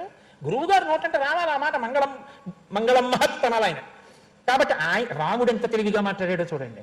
వాక్ అండి, నేను అందుకన్నా రామాయణం అంటే వాగ్వైభవమే. ఇదం ధనుర్వరం బ్రహ్మన్ సంస్పృశామి హపానినా యత్తవంశ భవిష్యామి తోలనే పూరణేపివా. గురువుగారు ఈ ధనస్సు చూశాను, ముట్టుకోవాలనుకుంటున్నాను. గురువుగారు ముట్టుకుని పైకెత్తి ఎక్కువ పెట్టాలనుకుంటున్నాను, వద్దు అని క్షత్రియుణ్ణి అంటారా? ఆయన అన్నాడు, బహడవిచ్చేవతం రాజా మునిశ్చ సంభాషత. అలాగే చెయ్యి. విశ్వామిత్రుడు అలాగే అన్న తర్వాత ధనస్సు లేస్తుందా లేవదా? ఇది గురుభక్తి అంటే. ఎవరైనా ఒకళ్ళతో ఒకళ్ళు అసలు సీతా కళ్యాణం గురించి ఏమైనా మాట్లాడుకుంటున్నారా? అందులో జనకుడు ఒక్కడే చెప్పాడు అంతే తప్ప, నాకు ఎక్కువ పెడతానండి సీతమ్మని పెళ్లి చేసుకుందామని ఉందండి గురుగారు అని రాముడు లేకి మాటలు మాట్లాడలేదు. ఎక్కువ పెట్టేసే సీతా కళ్యాణం చేసేసుకో విశ్వామిత్రుడు అనలేదు. గురువుగారు ధనస్సు ఎక్కువ పెట్టేయగలనండి రాముడు అనలేదు. ఎక్కువ పెట్టేయి విశ్వామిత్రుడు అనలేదు. గురువుగారు ఇదం ధనుర్వరం బ్రహ్మన్. బ్రహ్మన్ బ్రహ్మన్ అంటే సాక్షాత్తు ఈశ్వరుడా, బ్రహ్మవిత్ బ్రహ్మైవ భవతి. నీవే ఈశ్వరుడవు, నీ నోటి మాట ఈశ్వర మాట. ఇదం ధనుర్వరం బ్రహ్మం సంస్పృశామి హపానినా, నా చేత్తో ముట్టుకుందాం అనుకుంటున్నాను. యత్తవాంశ భవిష్యామి తొలనే పూరణేపివా, తర్వాత ఎక్కువ పెడతాను చైనా అన్నాడంతే విశ్వామిత్రుడు. చెయ్యి, అయిపోయిందండి అంతే. గురువాక్యం ఎక్కడా ఎవరు బయటపడకుండా సీతా కళ్యాణం జరుగుతోంది. ఇది గమ్మత్తు అంతే. లీలయాస ధనుర్మధ్యే జగ్రాహ వచనాన్మునే పశ్యతాం నృపహస్రాణం బహూనాం రఘునందన ఆరోపయిత్వా ధర్మాత్మా పూరయామాస తద్ధను తత్వభంజ ధనుర్మధ్యే నరశ్రేష్టో మహాయశాః తస్య శబ్దో మహానాసీత్ నిర్ఘాంత సమనిస్వనః. ఆయన వెంటనే ఆ ధనస్సు యొక్క మధ్య భాగాన్ని పట్టుకొని హేళగా ఇలా పైకెత్తేయడం, తాడి విప్పేయడం, కిందకి వంచడం, కట్టేయడం జరిగిపోతుంది. పెడపెడ ధ్వనులతో శివధనస్సు విరిగి కింద పడిపోయింది. అంతే. ఆ శబ్దం వినపడగానే విశ్వామిత్రుడు, రామచంద్రమూర్తి, లక్ష్మణుడు, జనక మహారాజు గారు నలుగురు తప్ప మిగిలిన వాళ్ళందరూ శబ్దానికి స్పృహ తప్పి కుర్చీల్లోకి కింద పడిపోయారు. అందరూ ఆశ్చర్యపోయారన్నమాట. స్టంగ్ అని అంటారా ఇంగ్లీష్లో, అలాగా. అంటే ఎవరు ఎత్తుతాడని ఎవరు ఊహ చేయలేదు. ఒక్కసారి ఇలా పైకెత్తితే అప్పటి వరకు ఇలా నిలబడి కనపడని శివధనస్సు పడుకునే కనపడింది. ఒక్కసారి పైకెత్తడం, వింటినారిని ఇలా చేత్తో పట్టుకుని ఆజానుబాహువరవింద దళాయతాక్షం ఇలా విప్పిదాన్ని వంచి కడుతుంటే పెద్ద ధ్వనితో విరిగి పడిపోవడం. ఆశ్చర్యపోయారు. ఒక్కసారి లేచిపోయాడు జనకుడు సింహాసనం మించి. భగవన్ దృష్ట వీర్యో మే రామో దశరథత్వజ అత్యద్భుతమచించ అతిర్కితమిదం మయా జనకానాం కులే కీర్తిమ్మా హరిష్యతి మే సుత సీతా భర్తారమాసాద్య రామం దశరథత్వజం మమ సత్యా ప్రతిజ్ఞా చ వీర్యశుల్కేతి కౌశిక సీతా ప్రాణైర్బహుమత జయా రామాయ మే సుత. మహానుభావ భగవన్ దృష్ట వీర్యోమే, విశ్వామిత్ర మహర్షి చూడండి అద్భుతం అంటున్నాడు. ఇప్పుడు అర్థమైంది విశ్వామిత్రుడు ఎందుకు చూడమన్నాడో, ఎందుకు తీసుకొచ్చాడు. ఆయన ధర్మం అర్థమైంది. భగవన్ గురువుగారు నా కోరిక తీర్చేశారు. ఏమిటి ఇప్పుడు సంతోషం జనకుడికి? పరబ్రహ్మ యొక్క దర్శనమైంది. సీతమ్మ తల్లిని వహించగలిగిన వాడే పరబ్రహ్మ. పరబ్రహ్మ నరుడిగా లోకంలో ఎక్కడ తిరుగుతున్నాడో నేను చూసేశాను నా కళ్ళతో. ఈయనే పరంబ్రహ్మ. తర్వాత అన్నది త్రిజట ఈ మాటని, పరం బ్రహ్మ పరం సత్యం అని ఆవిడ చెప్తుంది. అలా నేను ఇప్పుడు నా కళ్ళతో చూస్తున్నాను, పిల్లాడి రూపంలో ఉన్నాడు, అత్యద్భుతం, ఇది అద్భుతం, అతర్కితమిదమ్యా, ఇంకా దీని మీద వాదన లేదు అన్నమాట ప్రకారం సీతమ్మని ఇచ్చేస్తున్నాను. ఇక్కడ మాత్రం ఒక చిన్న విషయం జరిగింది, దాన్ని దాచారు మహర్షి, చెప్పలేదు. రామాయణంలో అదో గమ్మత్తు. ఆయన అభిజ్ఞానం అని చెప్పి ఆకాశ వృత్తాంతాన్ని అరణ్యకాండలో చెప్పకుండా సుందరకాండలో చెప్పారు. బాలకాండలో సీతారామ కళ్యాణంలో ఒక పెద్ద రహస్యాన్ని దాచి అయోధ్యకాండ చివర అనసూయమ్మతో సీతమ్మతో అనసూయమ్మకి చెప్పించారు. అది అక్కడ విందురు కాని మీరు. కాబట్టి ఇప్పుడు చాలా సంతోషించాడు. దశరథ మహారాజు గారికి కబురు చేశాడు. దశరథ మహారాజు గారి దగ్గరికి 4 రోజుల పాటు శ్రమపడి దూతలు వెళ్ళారు. దశరథ మహారాజు గారు చాలా సంతోషించారు. తన ఋషులందరినీ, తన యొక్క మంత్రుల్ని పిలిచారు. మీ అందరికీ కూడా నచ్చితే, ఆయన ఆచారం నచ్చితే మనం వెళ్ళి ఆయన యొక్క కుమార్తె అయిన సీతమ్మని నా పెద్ద కోడలుగా చేసుకుందాం, మనందరం వెళదామా?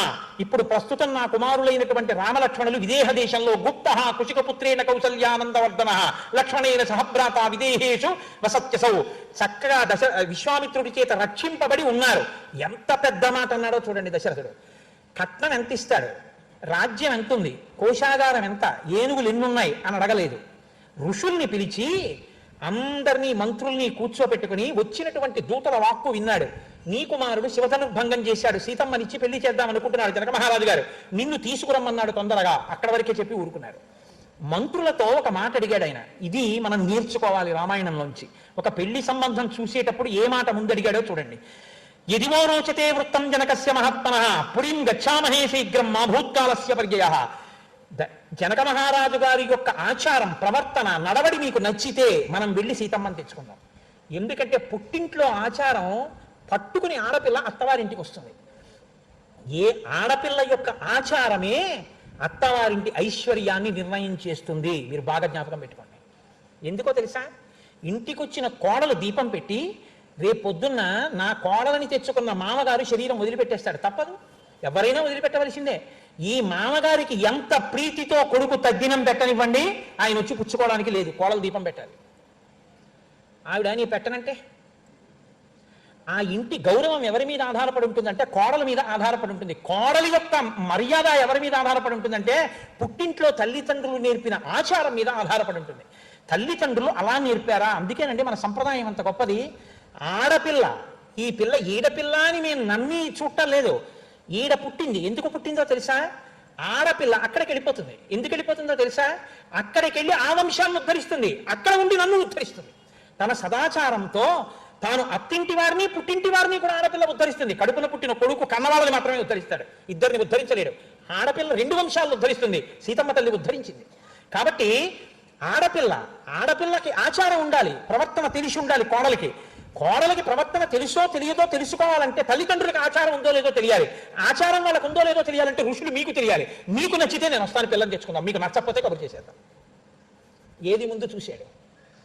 ఆచంద్రతారార్థం వంశాభివృద్ధి ఐశ్వర్యాభివృద్ధికి ఆచారం కలిగిన పిల్లని చూసుకున్నాడు దశరథుడు. రామాయణం మనకి నేర్పింది ఎలా బతకాలో. ఓ సంబంధం చూసుకుంటే ముందు ఏది అడగాలో మనం నేర్పింది. ఋషులందరూ ముక్త కంఠంతో అన్నారు, జనకుడంటే సామాన్యుడు కాడు మహానుభావ, మనం బయలుదేరదాం అన్నారు. వశిష్ఠో వామదేవస్య జాబాలి రథకాశ్యప మార్కండేయస్సు దీర్ఘాయు ఋషిక్కాచ్యయనస్తథ. ఈ ఋషులందరినీ పిలిచాడు, బయలుదేరండి అన్నాడు. తన రథాన్ని సిద్ధం చేసుకున్నాడు. అందరూ బయలుదేరారు. వాళ్ళు రావడానికి 3 రోజులు పెట్టింది, దశరథుడు వెళ్ళడానికి 4 రోజులు పెట్టింది. అంటే దూతలు అంత తొందరగా వచ్చారు, విశ్రాంతి తీసుకోకుండా 4 రోజులు ప్రయాణం చేసి మిథిలా నగరాన్ని చేరుకున్నారు. సంతోషంగా జనక మహారాజు గారు స్వాగతం చెప్పారు. చెప్పిన తర్వాత కూర్చోపెట్టారు. చక్కగా నా తమ్ముడైనటువంటి కుశధ్వజుడు ఉన్నాడు, ఆయన్ని కూడా పిలిపిస్తాను, నేనంటే చాలా ప్రీతి కలిగిన వాడు, నా తమ్ముడు కూడా పక్కన ఉండగా మాట్లాడుకుంటే మనకి సంతోషంగా ఉంటుందన్నాడు. అన్నదమ్ముల యొక్క ప్రేమ అంటే ఎలా ఉంటుందో, మర్యాద అంటే ఎలా ఉంటుందో చూపించారు. అన్నయ్య ఇప్పుడు నాకు ఎక్కడికి వస్తుందిలే అన్నయ్య, సెటిల్ అయితే అప్పుడు వస్తానులే అనలేదు. కుశధ్వజుడు పరుగును వచ్చాడు. ఒక కడుపున పుట్టిన అన్నదమ్ములంటే ఆయన కూతురు నా కూతురు కాదు, నా కూతురే. నా తమ్ముడు కూతురుని చెప్పేటప్పుడు మా తమ్ముడు కూతురు అన్నావు, నా కూతురు అంటాను. నా కూతురు గురించి చెప్పేటప్పుడు నా తమ్ముడు మా అన్నయ్య కూతురు అంట, నా కూతురు అంటాడు. నా కూతురనే అంట, నా కూతురని నోటితో అంటాం కాదు. ఆ పరుగు ఆర్తి అలా ఉండాలి. అలా ఉన్నవాడు నా తమ్ముడు పరిగెత్తుకొచ్చాడు. పరిగెత్తుకుంటూ వచ్చాడు. అందరూ కూర్చున్నారు. మా వంశం ఇంత గొప్పదని దశరథుడు చెప్పుకోవడం కాదు, పరాకు లేకుండా పెంచకుండా త్రుంచకుండా ఉన్నది ఉన్నప్పుడు మాట్లాడాలంటే పురోహితులు మాట్లాడాలి. పెళ్లి చేసేటప్పుడు, నిశ్చితార్థం చేసేటప్పుడు ఇవ్వాలంటే మన దౌర్భాగ్య స్థితి అలా వచ్చింది. పెళ్లి అవ్వకుండానే నిశ్చితార్థంలో పెళ్లి కొడుకు కూతురు పక్కన కూర్చోవడం, దండలేసేసుకోవడం, ముట్టేసుకోవడం, ఉంగరాలు మార్చేసుకోవడం వాళ్ళది కాదు తప్పు, పెద్దవాళ్ళది తప్పు. వాళ్ళు చెప్పాలి. నువ్వెందుకమ్మా, నువ్వు కాదు నిశ్చితార్థానికి రావాల్సింది, నేను వెళ్ళవలసిన వాడిని, మాటిచ్చి పుచ్చుకుని తాంబూలాలు పుచ్చుకుంటాను, నేను వెళతానని చెప్పాలి. వెళ్ళి ఆయన నిశ్చితార్థం చేసుకోవాలి. ఆడపిల్లని తీసుకెళ్ళమని ఎవడు చెప్పాడు, పక్కన కూర్చోబెట్టమని ఎవడు చెప్పాడు, దండలు మార్చుకోండి, ఉంగరాలు పెట్టుకోండి అని ఎవడు చెప్పాడు, వెడ్డింగ్ రింగ్ అన్న పాశ్చాత్య సంస్కృతి ఇక్కడికి దిగుమతి చేయమని ఎవడు చెప్పాడు, పిల్లల్ని పాడు చేయమని ఎవడు చెప్పాడు. బాధ్యత ఉంటే తల్లిదండ్రులది, పిల్లలది కాదు. కాబట్టి ఇప్పుడు మహానుభావుడు తన భార్యలని కూడా తీసుకెళ్ళలేదు. గమ్మత్తు ఏమిటో తెలుసా అండి, దశరథ మహారాజు గారి తొందర అలా ఉంటుంది. ఆయన ఒక నిర్ణయం తీసుకుంటే అంతే, వెళ్ళిపోతాడు అంతే. ఈ తొందరలో గమ్మత్తు మీకు ఎక్కడ కనపడుతుందో తెలుసా అండి, చెప్పకుండా చెప్తారు మహర్షి. భరతుడి మేనమామ యుధాజిత్ వచ్చి అన్నాడు, మా మేనల్ని చూద్దామని అయోధ్య వచ్చాను, మీరేదో పెళ్లి ఏర్పాట్ల కోసం ఇక్కడికి వచ్చారని తెలిసింది, చూద్దామని పరిగెత్తుకుంటూ ఇక్కడికి వచ్చాను లేండి అన్నాడు. అంటే పిల్లల మేనమామలకు కూడా చెప్పడం. సీతారామ కళ్యాణానికి నిజానికి ఎవరిని పిలవలేదు, పెద్దగా బంధువుల్ని పిలిచేట్టు సీతారామ కళ్యాణంలో కనపడదు. ఎందుకంటే చాలా ఆకస్మికంగా వెళ్ళిపోయాడు అంతే దశరథుడు. ఇక్ష్వాకు వంశంలో పత్నుల్ని తీసుకెళ్లారు పెళ్లికి, అందుకని కౌసల్య సుమిత్ర కైకేయి కూడా వెళ్ళలేదు. ఇప్పుడు అందరూ వెళ్ళారు, కూర్చున్నారు. పురోహితుడైనటువంటి వశిష్ఠుడు ఇక్ష్వాకు వంశం గురించి చెప్తున్నాడు. తాంబూలాలు ఇచ్చుకునేటప్పుడు ఒకసారి వంశం గురించి చెప్పుకోవాలి, ఆడపిల్లలో మగపిల్ల. ఆయన తాతగారు ఆయన తెలియదు, ఆయన ముత్తాతగారు ఆయన తెలియదు, ఆయన ఏం చెప్తాడు? ఇంకా అసలు నీకు తెలిస్తే కదా నీ పెద్దల గురించి నువ్వు చెప్పడానికి. ఏమీ తెలియదు. ఏం తెలుసు అంటే ఉంగరాలు మార్చుకోవడం, తులం ఉంగరం పెట్టమా, తులవందరం ఉంగరం పెట్టమా, పిల్ల పేరు మీద ఫిక్స్డ్ డిపాజిట్ అయ్యమా, పిల్లాడి పేరు మీద ఫిక్స్డ్. అపనమ్మకం, ఎంత అపనమ్మకమో చెప్పలేను. నీ కూతురే ఇంటిదైనప్పుడు దిక్కుమాలి డిపాజిట్లు, పేరు మార్పులు పనికొచ్చాయా అంటే అక్కడ కూడా అమంగళం, శంక, అనుమానం, ఇలా ఉంటాయి మనం చేసే కార్యాలు. నేను క్షమింపబడతాను కాక.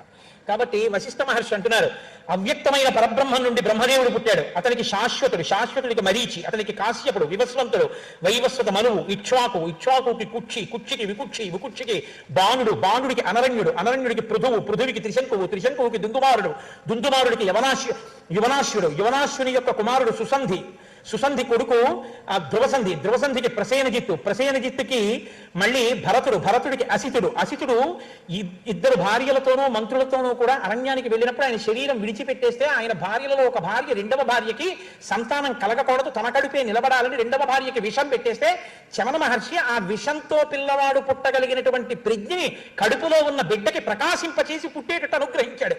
కడుపులో విషంతో పుట్టాడు కాబట్టి ఆ పిల్లవాడికి సగరుడని పేరు వచ్చింది. ఎక్కడ మహర్షి అనుగ్రహం ఉందో దాన్ని ప్రత్యేకం చెప్తారు వశిష్ఠ మహర్షి. కాబట్టి సగరుడు జన్మించాడు. అలా పుట్టినటువంటి సగరుడు, ఆ సగరుడికి అసమంజసుడు, అసమంజసుడికి అంశుమంతుడు, అంశుమంతుడికి దిలీపుడు, దిలీపుడికి భగీరథుడు, భగీరథునికి కాకుత్సుడు, కాకుత్సుడికి రఘుమహారాజు, రఘుమహారాజుకి ప్రవృద్ధుడు, ప్రవృద్ధుడికి కల్మషపాదుడు. ఈ కల్మషపాదుడు అనేటటువంటి రాజు వశిష్ఠ మహర్షిని శపించబోయి చేతిలోకి నీళ్లు తీసుకున్నాడు. భార్య తప్పయ్య కులవురుని శపించడం ఏమిటని చేతులు పట్టుకుంటే ఆ నీళ్లు ఆయన పాదముల మీద పడి కల్మషం అయ్యాయి కాబట్టి కల్మషపాదుడు అని పేరు. కాబట్టి కల్మషపాదుడు. అతని కుమారుడు శంఖనుడు, శంఖనుడికి సుదర్శనుడు, సుదర్శనుడికి అగ్నివర్ణుడు, అగ్నివర్ణుడికి శీఘ్రకుడు, శీఘ్రకుడికి మరువు, మరువుకి ప్రశుశ్రుకుడు, ఆయనకి అంబరీషుడు, అంబరీషుడికి నహుషుడు, నహుషుడికి యయాతి, యయాతికి నాభాగుడు, నాభాగుడికి అజుడు, అజుడికి దశరథుడు, దశరథుడికి రామలక్ష్మణ భరత శత్రుఘ్నులు. ఇది వాళ్ళ వంశం. ఇంత గొప్పవాళ్ళు. అంటే ఆయన అన్నాడు, మా వంశం కూడా చెప్తారు, మా పురోహితుడు శతానందుల వారు చెప్తారు, వినండి అన్నారు. అంటే అది యువతల వంశం గురించి ఎంత ధారణలో ఉన్నారో చూడండి. వాళ్ళకేం రాగద్వేషాలు ఉండవు. ఉన్నవి లేనివి కల్పించి చెప్పడం, ఉన్నవి దాచడం ఉండదు. కాబట్టి ఇప్పుడు ఆయన అన్నాడు, శతానందుడు అన్నాడు, ఈ వంశానికి మూల పురుషుడు నిమి మహారాజు, ఆయనకి ఉదావసుడు, ఉదావసుడికి నందివర్ధనుడు, నందివర్ధనుడికి సుకేతుడు, సుకేతుడికి దేవరాతుడు, దేవరాతుడికి బృహద్రథుడు, బృహద్రథుడికి మహావీరుడు, మహావీరుడికి సుధృతి, సుధృతికి దుష్టకేతువు, ఆయనకి హర్యేశ్వరుడు, ఆయనకి మరువు, ఆయనకి ప్రతింధకుడు, ఆయనకి కీర్తిరథుడు, ఆయనకి దేవవీఢుడు, ఆయనకి విభుదుడు, ఆయనకి మహీద్రకుడు, ఆయనకి స్వర్ణరోముడు, స్వర్ణరోముడికి హ్రస్వరోముడు, హ్రస్వరోముడికి జనకుడు, జనకుడి కూతురు సీత. ఇప్పుడు రేపు పొద్దున ప్రవర చెప్తారు కళ్యాణంలో, ఈ వరుస క్రమంలోనే చెప్తారు రేపు పొద్దున చెప్పేటప్పుడు. కాబట్టి ఆ సీతమ్మ తల్లినే జనక మహారాజు గారు రామచంద్రమూర్తికి ఇవ్వబోతున్నారు. అంటే జనకుడు అన్నాడు, నా కుమార్తె ఇంకొకటి ఉంది ఊర్మిళ, ఆమెని లక్ష్మణుడికి ఇస్తానన్నాడు. ఈలోగా విశ్వామిత్ర మహాముని జోక్యం చేసుకుని అన్నారు, ఇక్కడ వరకు వచ్చింది కాబట్టి నేను ఒక మాట చెప్తాను. ఈ జనక మహారాజు గారి యొక్క తమ్ముడు ఉన్నాడు కుశధ్వజుడు. ఈ కుశధ్వజుడికి ఇద్దరు బిడ్డలు ఉన్నారు, మాండవి, శృతకీర్తి. మాండవి, శృతకీర్తిని భరతుడికి శత్రుఘ్నుడికి ఇచ్చి వివాహం చేద్దామన్నారు. సరే, అంగీకరించారు. నాందీ దేవతాహ్వానం, సమావర్తన కార్యక్రమం, 1,00,000 గోవుల్ని సమర్పించి దానం చేసి దశరథ మహారాజు గారు అత్యద్భుతంగా స్నాతక వ్రతాన్ని పూర్తి చేశాడు. స్నాతకము అన్న మాట వైదిక సంస్కృతిలో, అది గుర్తుపెట్టుకోండి. విశ్వవిద్యాలయాలు స్నాతకోత్సవం చేస్తున్నాయంటారు. స్నాతకం అంటే ఏమిటో తెలుసా అండి? గురువు గారు నిర్ణయించాలి స్నాతకంలో వీడు గృహస్థాశ్రమానికి పనికొస్తాడా పనికిరాడా అని. అందుకని చెప్తారు, ఒరే నాయనా నువ్వు ఆశ్రమం మారి ఎందుకు ఎడుతున్నావో తెలుసా? సత్యం బ్రూయాత్ ప్రియం బ్రూయాత్. నువ్వు ఎప్పుడు చాలా జాగ్రత్తగా మాట్లాడు, సత్యమే మాట్లాడు. శ్రద్ధయా దేయం, ఏదైనా ఇచ్చేటప్పుడు శ్రద్ధగా అశ్రద్ధగా ఇవ్వకు. తల్లిని గౌరవించు, తండ్రిని గౌరవించు, అతిథుల్ని గౌరవించు. ఇన్ని మాటలు గురువుగారు చెప్తే అన్నిటికీ అంగీకరించిన తర్వాత ఇతడికి నువ్వు పిల్లని ఇవ్వచ్చని చెప్తారు గురువుగారు. అది స్నాతకోత్సవం. పట్టభద్రుడైనట్టే స్నాతకోత్సవంలో పెళ్లి కొడుకు గృహస్థాశ్రమంలోకి వెళ్ళడానికి యోగ్యత గురువు గారి చేత ప్రకటింపబడుతుంది. ఇప్పుడు ఈ స్నాతకోత్సవం అంతా పూర్తయింది. కళ్యాణోత్సవానికి వివాహానికి రమ్మని జనక మహారాజు గారు కబురు చేశారు. దశరథ మహారాజు గారు తన కుమారుల్ని తీసుకుని వివాహ మంటపంలోకి ప్రవేశించాడు. వేదిక మీద చక్కగా బంగారు కలశలు పెట్టారు, పాలికలు పెట్టారు, వాటిలో లాజలు పేలాలు పోశారు, అందులో అక్షతారోపణం చేశారు. మొలకలన్నీ కూడా చక్కగా అందులో ఆ మట్టి పోసి ఆ మట్టిలో నవధాన్యాలు వేసి అన్ని పూజా ద్రవ్యాలని కూడా మంగళప్రదమైనటువంటి ద్రవ్యాలు, అవన్నీ పేలాలు మొదలైనటువంటివి పరమమంగళ ద్రవ్యాలు. మేము ఏదైనా పెద్ద ఉత్సవం చేస్తే కాకినాడ పట్టణంలో ఊరిరిగింపులో ముందు కన్యలందరూ కూడా పేలాలు చల్లుతూ వెళ్తారు. పేలాలు చల్లితే దేవతలు వస్తారు, మనవరాలు చల్లితే ప్రేతాలు వస్తాయి. అందుకే శవాన్ని తీసుకెళ్తే మనవరాలు చల్లుతారు. ఇంట్లో మనవరాలు పెట్టరు పిల్లలకు. అందుకే ఇందుకు కింద మీద బస్తా పేలాలు తినంటారు. పేలాలు ఎప్పుడు యజ్ఞయాగాది క్రతువులలో దేవతల యొక్క అనుగ్రహానికి వాడబడతాయి. అవి మంగళ ద్రవ్యాలు. అవి వేదిక మీద ఎప్పుడు ముందే పెళ్లికి సిద్ధంగా పెట్టుంచాలి.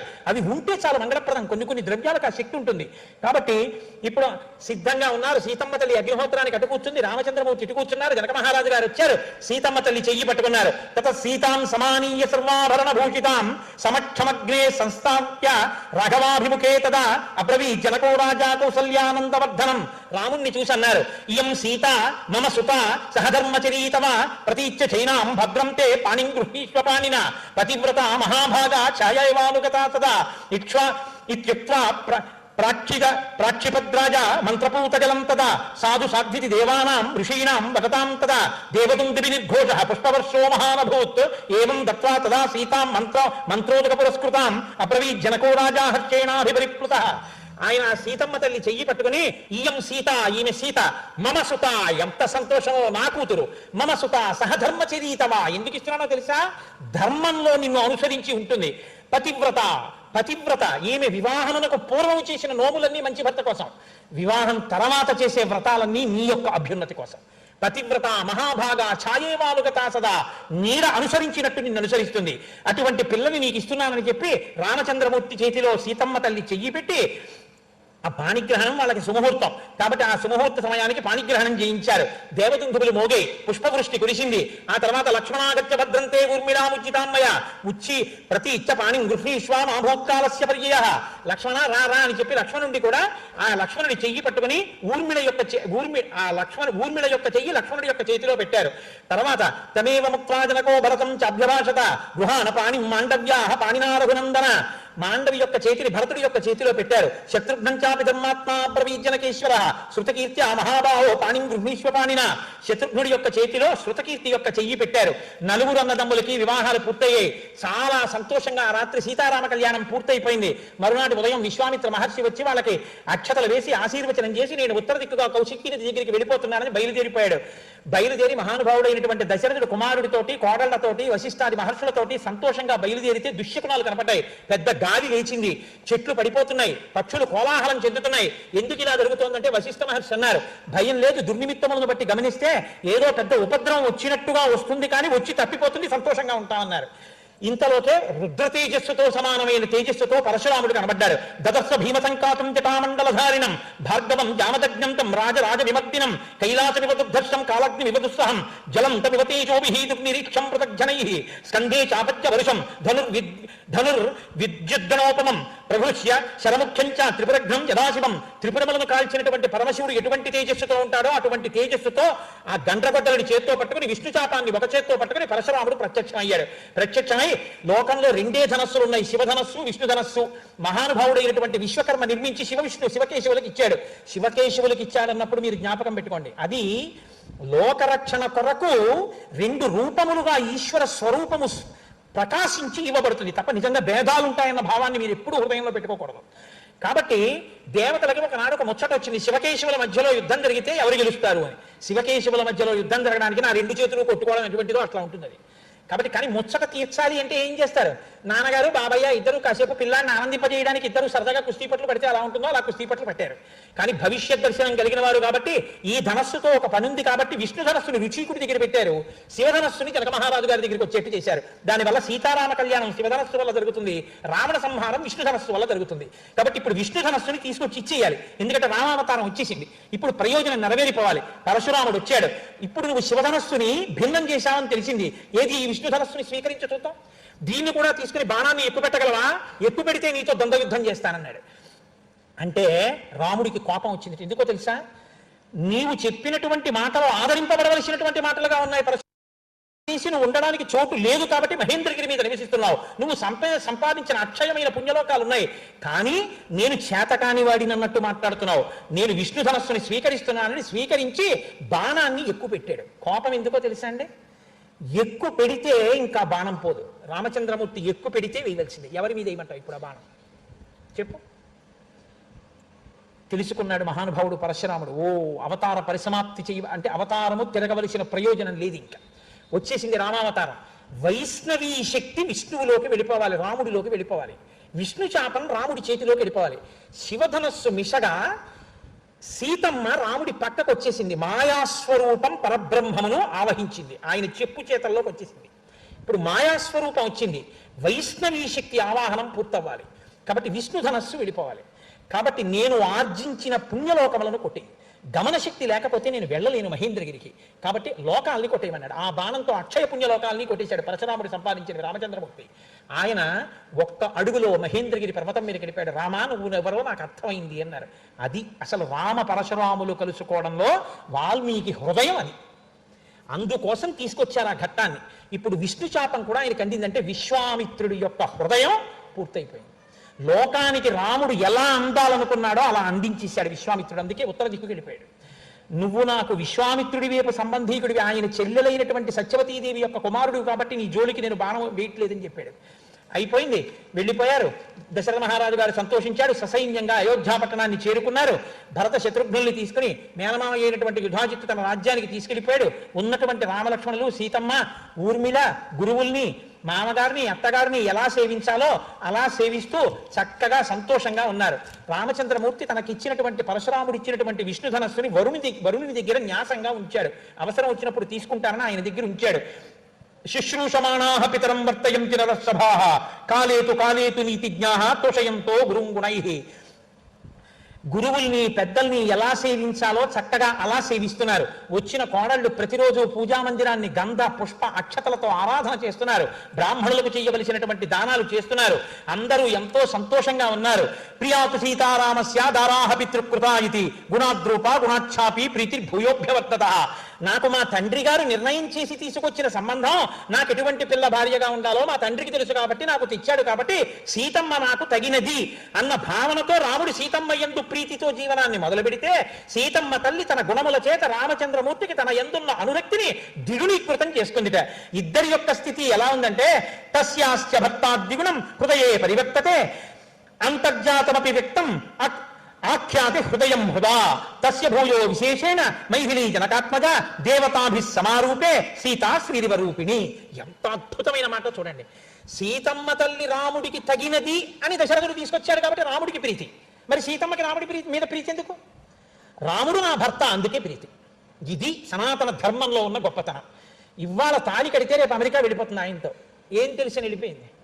ఎవరున్నారు రక్షకులని వెళ్ళిపోయింది. అక్కడ ఎవరున్నారని అతన్ని నమ్మి వెళ్ళిపోయింది. అంటే ఈ దేశంలో జీవనాడి ఎక్కడుందంటే భర్తయే సమస్తం అని నమ్ముతారు. 1,000,000 మంది గౌరవం ఉన్నా భర్త ఆదరణ లేకపోతే రాత్రింబవళ్ళు ఏడుస్తుంది ఆడది. లోకమంతా తనని నిందించిన భర్త ఆదరణ లభిస్తే చాలు ఆనందాన్ని పొందుతుంది. సీతారాములంటే ఎలా బతికారంటే, సీతమ్మ హృదయాన్ని రాముడు తెలుసుకున్నట్ట, రాముడి హృదయాన్ని సీతమ్మ తెలుసుకుందిట. రాముడు నోరు విప్పి చెప్పక్కర్లేదు. వాళ్ళ వైవాహిక జీవితం ఎలా గడిచిందంటే, రాను రాను ఒకరి హృదయం మీద ఒకరు ఎంత అధికారం సంపాదించుకున్నారంటే, సీత అనేటప్పటికి తెస్తున్నాను ఉత్తరీయం అనాలి ఆవిడ. అంటే ఆయన ఉత్తరీయం మర్చిపోయి బయలుదేరతాడు అని ఆవిడికి తెలిసి ఉండాలి. నాథ అని ఆవిడంటే తప్పకుండా ఇవాళ ఉపవాసం చేద్దాం మనం అని రాముడు అంటాడు. అంటే నోరు విప్పి చెప్పక్కర్లేదు, హృదయములు మాట్లాడుకుంటాయి. అంతగా అనుగమించారు ఒకరినొకరు. ఇద్దరి హృదయములు మార్పిడి జరిగాయి. ఈవిడ మనసు ఆయన దగ్గర, ఆవిడ మనసు ఈయన దగ్గర, ఒకరి మనసులు ఒకరి దగ్గర లేవు. ఇది సనాతన ధర్మంలో వివాహమునకు పరాకాష్ఠ. అందుకని సుముహూర్తం అంటే దృష్టియే, చూడటమే. నిజానికి సుముహూర్తం జీలకర్ర బెల్లం కాదు. మీరు బాగా గుర్తుపెట్టుకోండి. జీలకర్ర బెల్లం సుముహూర్తం అని వేదమంత్రం చెప్పట్లేదు. చూడడమే సుముహూర్తం. ఏం శర్మ గారు? చూడడమే. నేను ఏ సమయంలో ఈ శుభముహూర్తంలో చూశానో అది శుభముహూర్తమగుగాక అని అడుగుతాడు పెళ్లి కొడుకు. అడిగితే ఇది సుముహూర్తోస్తూ, ఇదే సుముహూర్తం అని సభలో ఉన్న వాళ్ళందరూ అక్షతలేస్తారు. ఒకరి కన్నులలోకి ఒకరు చూసుకోవడం. ఈమెను నేను చూసిన ఈ క్షణం నాకు ఐశ్వర్యప్రదమై నా ఇంటి వారిని, పశువుల్ని రక్షించుగాక అని వరుడు అడుగుతాడు. ఏదా మంత్రం ఒక్కసారి చెప్పండి.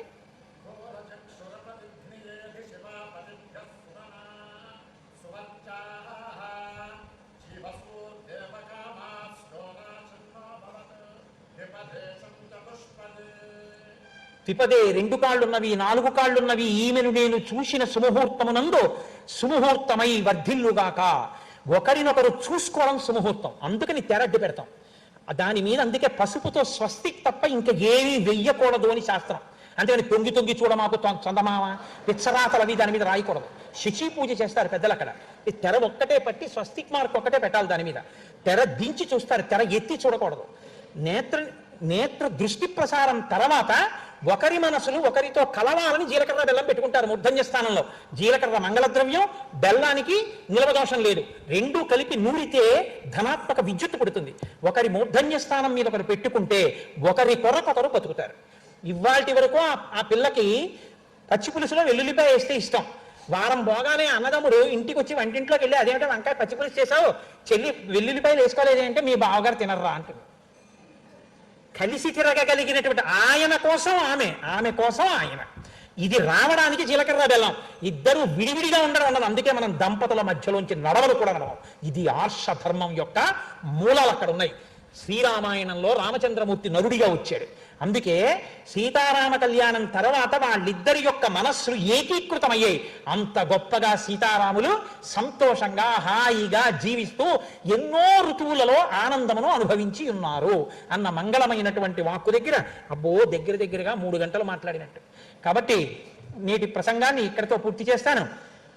నేను ఒక్క మాట చెప్పి పూర్తి చేసేస్తాను. రేపు ఉదయం 10 గంటలకి సీతారామ కళ్యాణం. ఆ సీతారామ కళ్యాణానికి ముందు త్యాగరాజస్వామి కీర్తనల్ని, రామదాసు గారి కీర్తనల్ని అత్యంత భక్తితో, పాట పాడడం కాదు, ఉపాసనే మా అక్కగారు. నేను ఆవిడ్ని అక్కగారనే పిలుస్తుంటాను. అంత ప్రీతి ఆవిడికి, అంత భక్తి తత్పరాలు. అటువంటి గంధర్వ విదుషీమణి మహాతల్లి ఆవిడ కాకినాడ పట్టణం నుంచి బహుశా వచ్చి ఉంటారు. పెద్దాడ సూర్యకుమారి గారని ఆవిడ రేపు 1 గంట సేపు కీర్తనలు చేస్తారు. సీతమ్మ తల్లిని కూర్చోపెట్టిన తర్వాత సభామంటపంలోకి వరుడు ప్రవేశిస్తుంటే ఏ దుశ్శకునములు కాని, తుమ్ము కాని, దగ్గు కాని వినపడకుండా వేదమంత్రాలు ఉంటాయి. ఆ మంత్రాలని చక్కగా పఠిస్తూ ఉండగా పల్లకీలో రామచంద్రమూర్తి వేదిక మీదకి వస్తారు. సీతారాముల కళ్యాణం జరుగుతున్నప్పుడు మధుపర్కం అంటే బట్ట కాదు, మధుపర్కం అంటే పాలు తేనె కలిపి అల్లుడికి ఇస్తారు. దానికి మధుపర్కం అని పేరు. ఇప్పుడు మనం మధుపర్కం అంటే దరియంచు పంచి అనుకుంటున్నాం. వచ్చిన వాళ్ళకి కూడా గౌరవానికి మధుపర్కం ఇస్తారు. కాబట్టి మీ అందరికీ రేపు నిమ్మకాయ నీళ్లు తాగడానికి ఇస్తారు. సౌభాగ్యవతులందరికీ కూడా కళ్యాణం పూర్తయిపోయిన తర్వాత సౌభాగ్య వస్తువులు ప్రదానం చేసి వాళ్ళందరినీ ఆనందింపచేస్తారు. అత్యద్భుతమైనటువంటి సీతారామ కళ్యాణం చాలా అద్భుతంగా ఆనాడు ఎంత గొప్పగా జరిగిందో అంత గొప్పగాను వాళ్ళ అనుగ్రహంతో రేపటి రోజున జరుగుతుంది. ఇవాళ పెళ్లి కుమార్తెని పెళ్లి కొడుకుని చేశారు. అదిగో పెళ్లి కుమార్తె పెళ్లి కొడుకుగా పూలజడ వేసుకుని బుగ్గల చక్కెర పెట్టుకుని వాళ్ళ పెళ్లి కథ వింటూ మురిసిపోతూ వాళ్ళు అలా చూస్తున్నారు. కాబట్టి రేపు మీ అందరూ కూడా తప్పకుండా 9 గంటలకే కార్యక్రమం ప్రారంభం.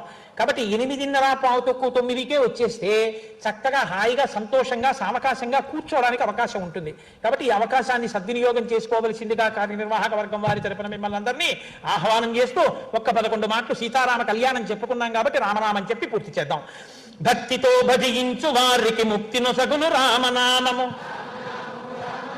రమ్యమైనది రామనామము. సకల జీవులలోన వెలిగే సాక్షిభూతము రామనామము. రామనామము రామనామము రమ్యమైనది రామనామము. శాంతిగా ప్రార్థించు వారికి సౌఖ్యమైనది రామనామము. రామనామము రామనామము రమ్యమైనది రామనామము. రాక్షసులను తరిమి కొట్టిన నామమే శ్రీరామనామము. రామనామము రామనామము రమ్యమైనది రామనామము. రావణానుజ హృదయ పంకజ రాచకీరము రామనామము. రామనామము. రామనామము రామనామము రమ్యమైనది రామనామము. తల్లివలి రక్షించు సుజనుల నెల్లకాలము రామనామము. రామనామము రామనామము రమ్యమైనది రామనామము. శరణు శరణను విభీషణునకు శరణమొసగిన రామనామము. రామనామము రామనామము రమ్యమైనది రామనామము. పసితనంబున అభ్యసించిన పట్టుబడు శ్రీరామనామము. రామనామము రామనామము రమ్యమైనది రామనామము. జీవితంబున నిత్య జపముగా చేయవలె శ్రీరామనామము. రామనామము రామనామము రమ్యమైనది రామనామము. ఆత్మ సంయమ యోగ సిద్ధికి ఆయుధము శ్రీరామనామము. రామనామము రామనామము రమ్యమైనది రామనామము. బ్రహ్మ సత్యము జగన్మిథ్యాభావమే శ్రీరామనామము. రామనామము రామనామము రమ్యమైనది రామనామము. నీవు నేనను భేదమేమి లేకయున్నది రామనామము. రామనామము రామనామము రమ్యమైనది రామనామము.